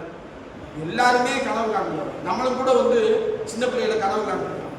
காசு கிடைக்காம இருக்கும்போது கனவுல வந்து என்ன வரும்னா, காசா தோண்ட தோண்ட கிடைச்சுட்டே இருக்கும். ஆஹா சந்தோஷமா இது பண்ணிட்டு இருப்பான், டக்குன்னு முடிப்பு வந்துடும், போச்சுடா அம்புட்டு காசும் போச்சுடா அப்படின்னு சொல்லிட்டு வந்து தோணும். அந்த மாதிரி சிறுபிள்ளை கனவு அவர் கண்டது. தொழிற்சங்கம் அவருக்கு பிடிக்காது. ஒரு முதலாளி கஷ்டப்பட்டு தொழிற்சாலையை உருவாக்கி வைப்பானா, இவங்க வந்து தொழிற்சங்கத்தை வச்சுக்கிட்டு நோகாம அவன்கிட்ட வந்து சம்பள உயர்வு கேட்பாங்க அப்படின்னு சொல்லிட்டு வந்து சொல்லுவார். அப்ப கம்யூனிஸ்ட் இயக்கம் ஏன் ஈடுபடல? இந்த மாதிரி வந்து கம்யூனிஸ்ட விரோதிகளை, தெளிவற்ற சிந்தனை உள்ளவர்களை, பெரியாரை பொறுத்தளவுல ஒண்ணு சொல்லணும், அவர் நேர்மையானவர். எந்த வகையிலேன்னு சொல்லி சொன்னாக்க, அவர் உருவாக்கின அமைப்பு வந்து தரகு முதலாளிகளை கொண்டு உருவாக்கின அமைப்பு. ஜமீன்தார்கள், சின்ன சின்ன முதலாளிகள், இவங்களை பூரா வெள்ளக்காரர்கிட்ட பேசி கீசி அவனுக்கு லைசன்ஸ் வாங்கி கொடுத்து அவங்க தான் அவருடைய கோர் சப்போர்ட்டு. அதாவது அந்த சமயத்தில் நடந்த எலெக்ஷன்ல விருதுநகர்ல மத்தரஞ்சா கொஞ்சம் கூட ஓட்டு வாங்கினாங்க, ஏன்னா அங்க வியாபாரிகள் அதிகம். அது மாதிரி வந்து அது மாதிரி தான் வந்து பண்ணாங்க.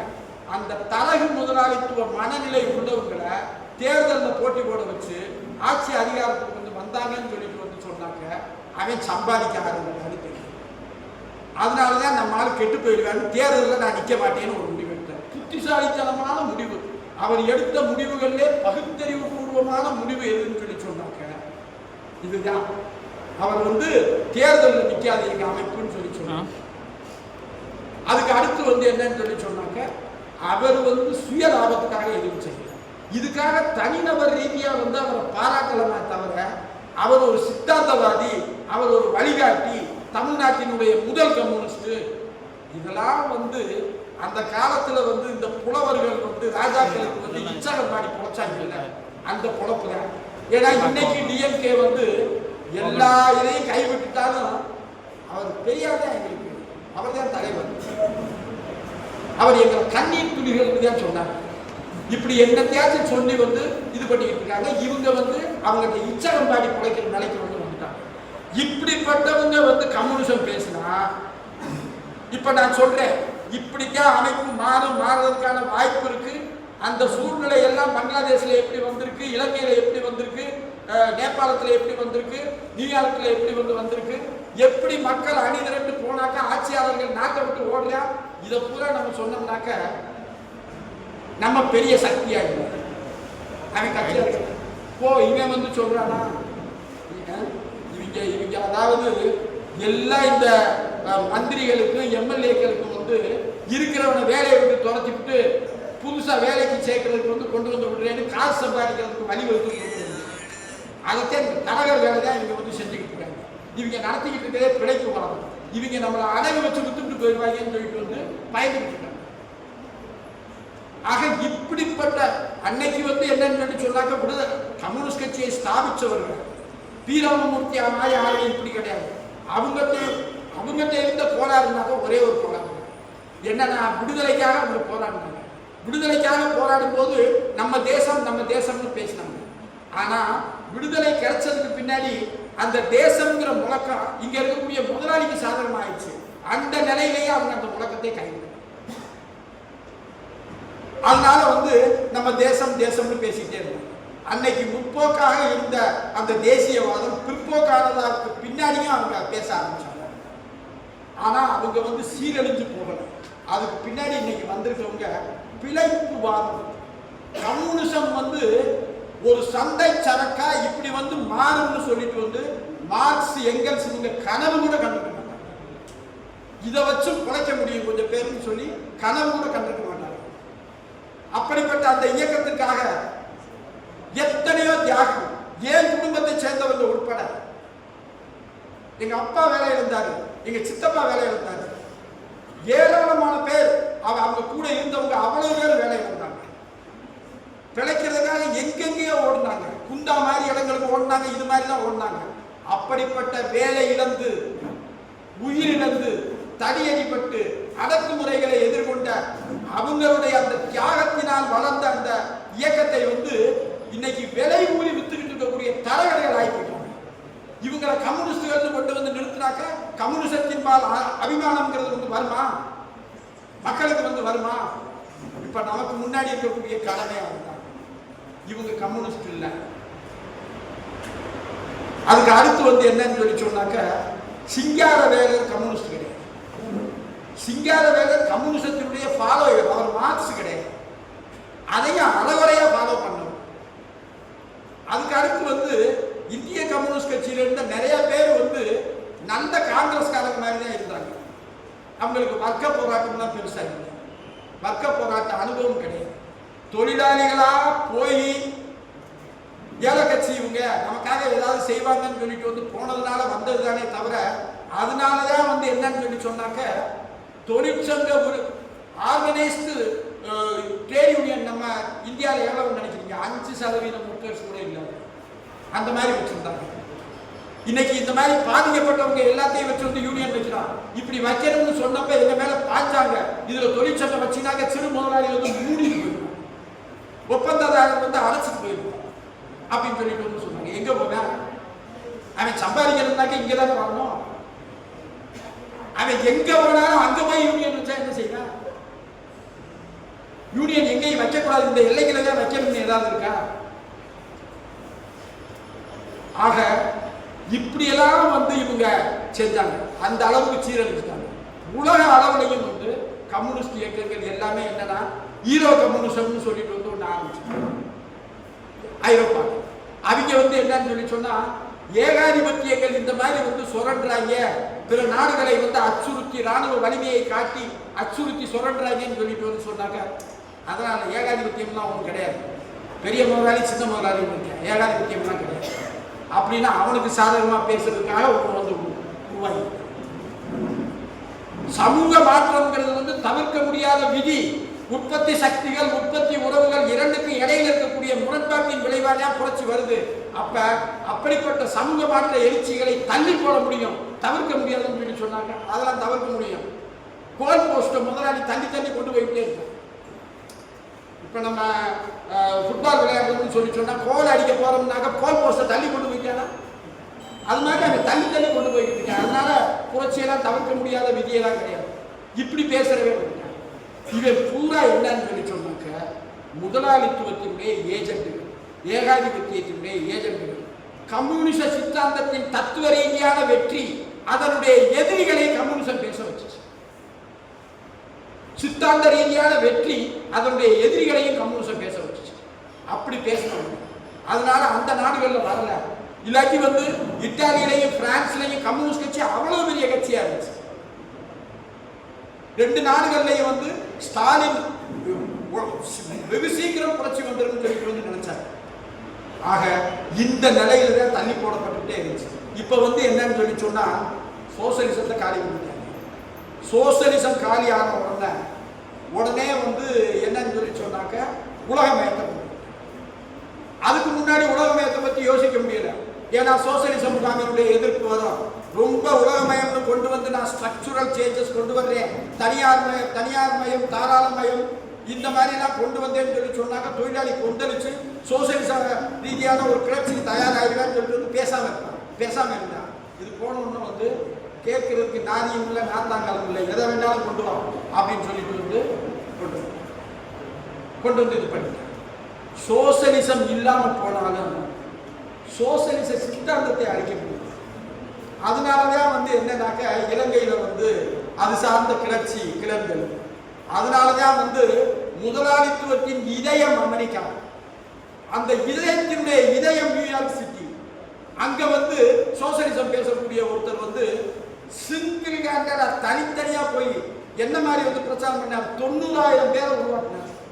90,000 அவருடைய ஆதரவாளர்கள் இந்த கருத்தை எல்லா பக்கமும் வந்து பேசுங்கன்னு சொல்லுவாங்க. அவங்க போய் வந்து 10 பைசா செலவு இல்லாம அவங்க சொந்த காசை செலவழிச்சு எல்லா பக்கமும் வந்து பேசினாங்க. இது அவர் செய்வார், செய்ய முயற்சி பண்ணுவார். அதை செய்யறதுக்கு நம்ம வந்து ஒத்துழைப்பு தரணும். இன்னைக்கு வந்து என்னன்னு சொல்லி சொன்னாக்க இதெல்லாம் கொண்டு வந்தாக்க சுதந்திர வர்த்தகம் என்ன ஆகுறது? சுதந்திர வர்த்தகம்னாக்க என்னடா களவாங்கிறதுக்கு கொள்ளை அடிக்கிறதுக்கு. வர்த்தகம்ங்கிறது வந்து என்ன? ஒரு பொருளில் தன்னுடைய உழைப்பை சிறிதளவு கூட செலுத்தாமல் அதனுடைய தரத்தை கூட்டாமல் விலையை மாத்திரம் கூட்டி விற்கிறதுக்கு பேர் தானே வியாபாரம். அதை செய்யறவனுக்கு வந்து நல்ல மனசு இருக்குமா? அதை செய்யறதை எதையாவது ஒரு பொய் ஒருத்த சொல்லி ஏமாத்திட்டே விட்டாங்க.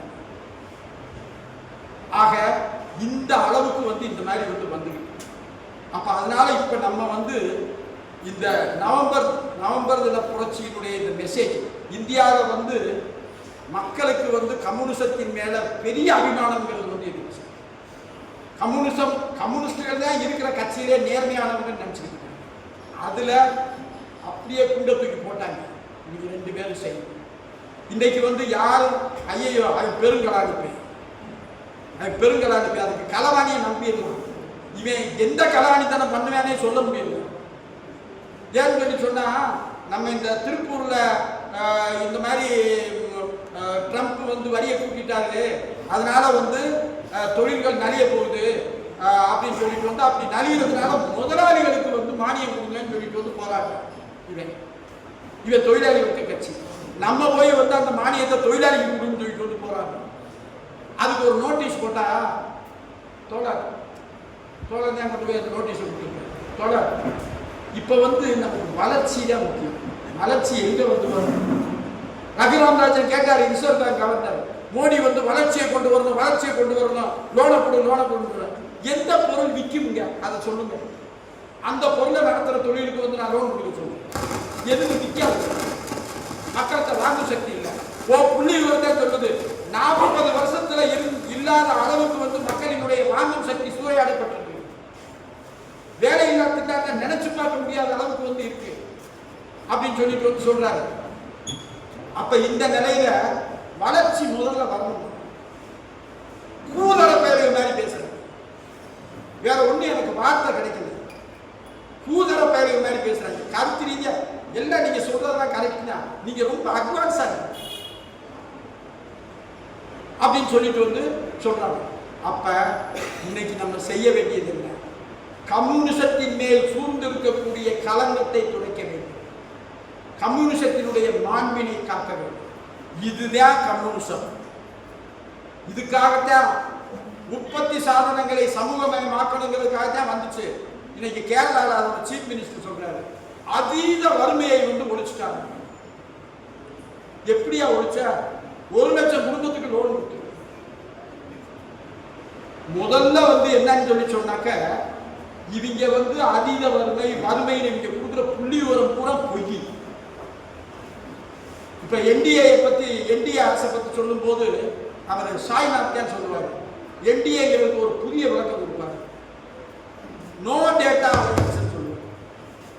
எந்த புள்ளி விவரம் தராத அரசு தண்டாக பொய்யான புள்ளி விவரம் தான் தரணும் அப்படின்னு சொல்லிட்டு வந்து சொன்னார். இவன் வந்து வறுமை கோட்டுக்கு கீழே, அதீத வறுமை கோட்டுக்கு கீழே சொல்றது பூரா பொய். எல்லாமே வந்து இந்த நண்பன் படத்துல சொல்லுவாங்க, ஆலிஸ் வெல்னு சொல்லணும். அப்படி ஒன்றும் மோசமா இல்லை, எல்லாம் நல்லாத்தான் இருக்கு அப்படிங்கிறது மாதிரி வந்து காட்டணும். அதுக்காக சொல்றது. அதை முட்டாள்தனமா நீ ஆட்சி அதிகாரத்தில் இருக்கணுங்கிற ஒரு சுயநல சந்தர்ப்பவாத நோக்கம் இருக்குனாக்க நீ அதை நம்பு. அதை மக்கள்கிட்ட கொண்டு வர்றதன் மூலமா நீ என்ன சொல்ற? இந்த அமைப்புல இருந்துகிட்டே வறுமையை ஒழிக்க முடியும், வர்க்கங்களை இல்லாம செய்ய முடியுங்கிற நப்பாசையை நீ வந்து உருவாக்குற. அதன் மூலமா வந்து கம்யூனிஸ்ட் சித்தாந்தத்துக்கு வந்து துரோகம் செய்ய. அதானே செய்யற. 1 லட்சம் பேருக்கு லோனை கொடுத்தேன், இதை கொடுத்தேன்னு சொல்லிட்டு வந்து அவர் சொல்லிட்டு. அப்ப இன்னைக்கு நம்ம செய்ய வேண்டியது, அதாவது நம்ம ஒரு விஷயத்தை மறந்துடக்கூடாது.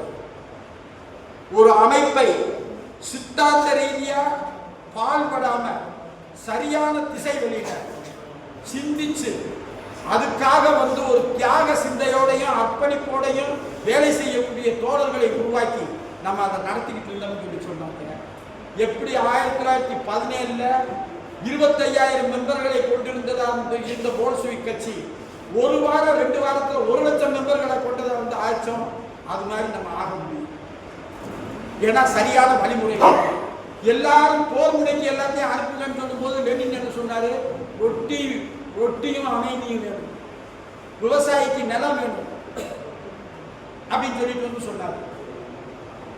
பாராளுமன்றம்ங்கிறது வந்து இன்னைக்கு என்னன்னாக்க ஜனநாயகத்துக்கும் பாராளுமன்றத்துக்கும் தொடர்பே இல்லை.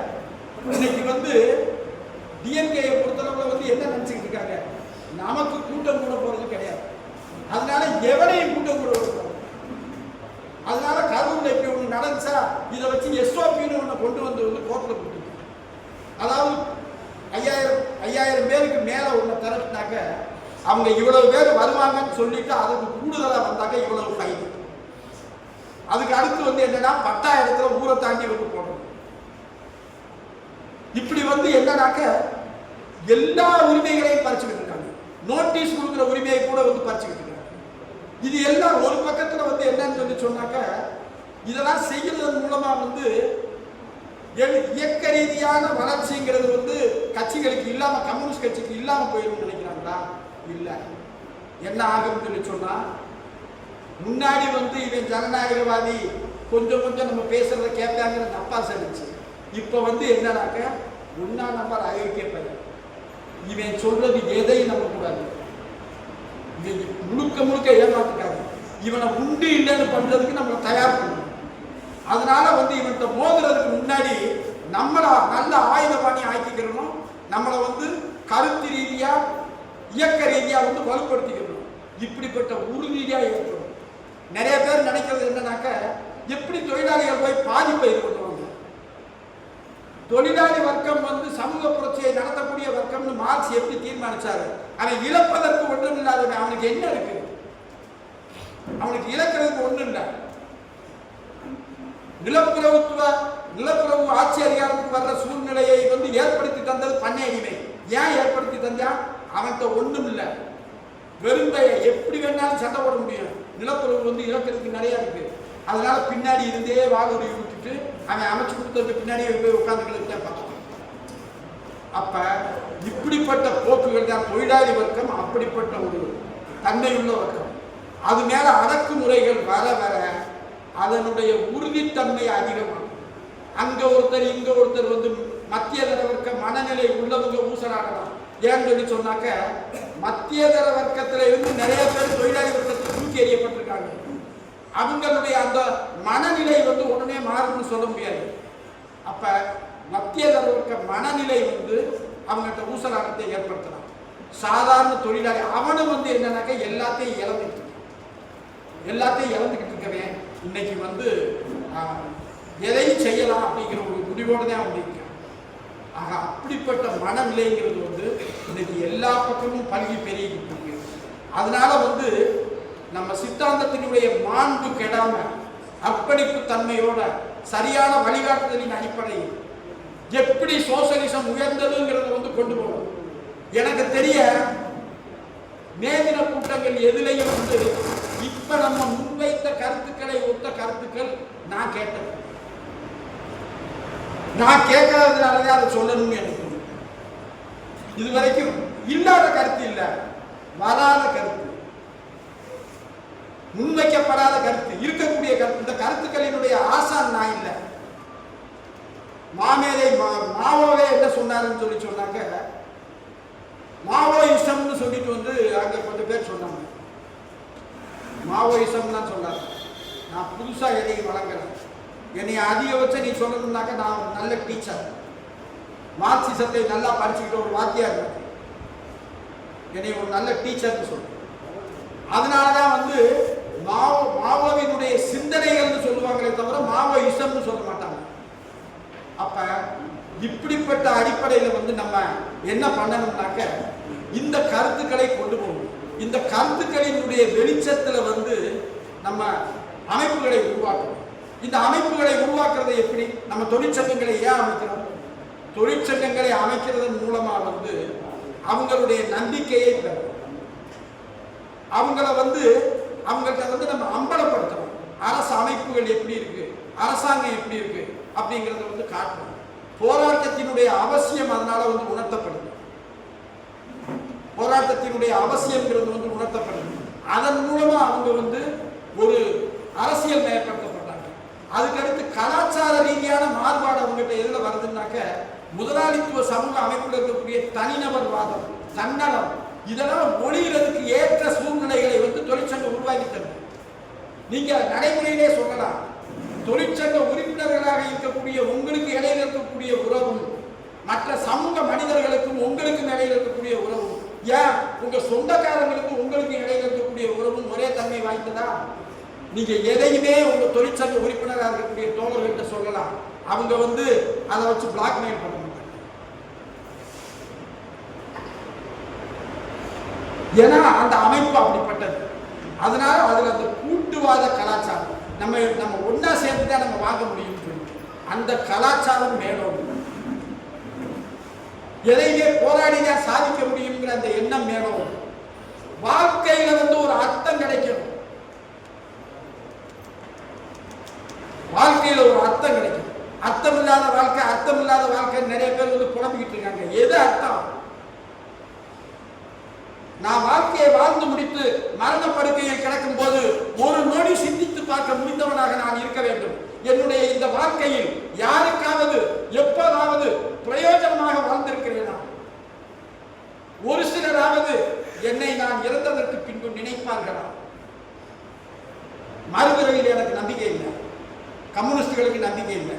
ஆனா அதே சமயத்தில் நல்ல லட்சியத்துக்காக வாழ்ந்தவர்களுக்கு அந்த லட்சியம் தீர்மானிக்க வேண்டிய அந்த லட்சியங்கள் அந்த இலக்குகள் தீர்மானிக்கப்படாத வரைக்கும் அந்த லட்சியவாதிகள் சாகுவதில்லை. அவங்க கருத்துக்கள் மூலமா அவங்க வாழ்ந்து அந்த கருத்து. பகத்சிங் செத்து போயிட்டாரா? இன்னைக்கு அமையவேன்னு சொல்ற பகத்சிங் மாலை போட்டு அவருக்கு குரு பூஜை உண்டாங்க. அவரை நினைக்கும் போது உத்வேகம் வருது. இப்படி ஒரு மனுஷன் அன்னைக்கு வந்து இருந்தார். அவருடைய துணிவும் தைரியமும் எனக்கு வேணும். அவரை நான் என்னுடைய வேறாக பற்றி நான் வந்து வளரணும் அப்படிங்கிற ஒரு எண்ணம்ங்கிறது வந்து வரணும். அப்ப அந்த அடிப்படையில நம்ம வந்து திட்டமிட்டு கம்யூனிஸ்ட் பாடசாலைகளை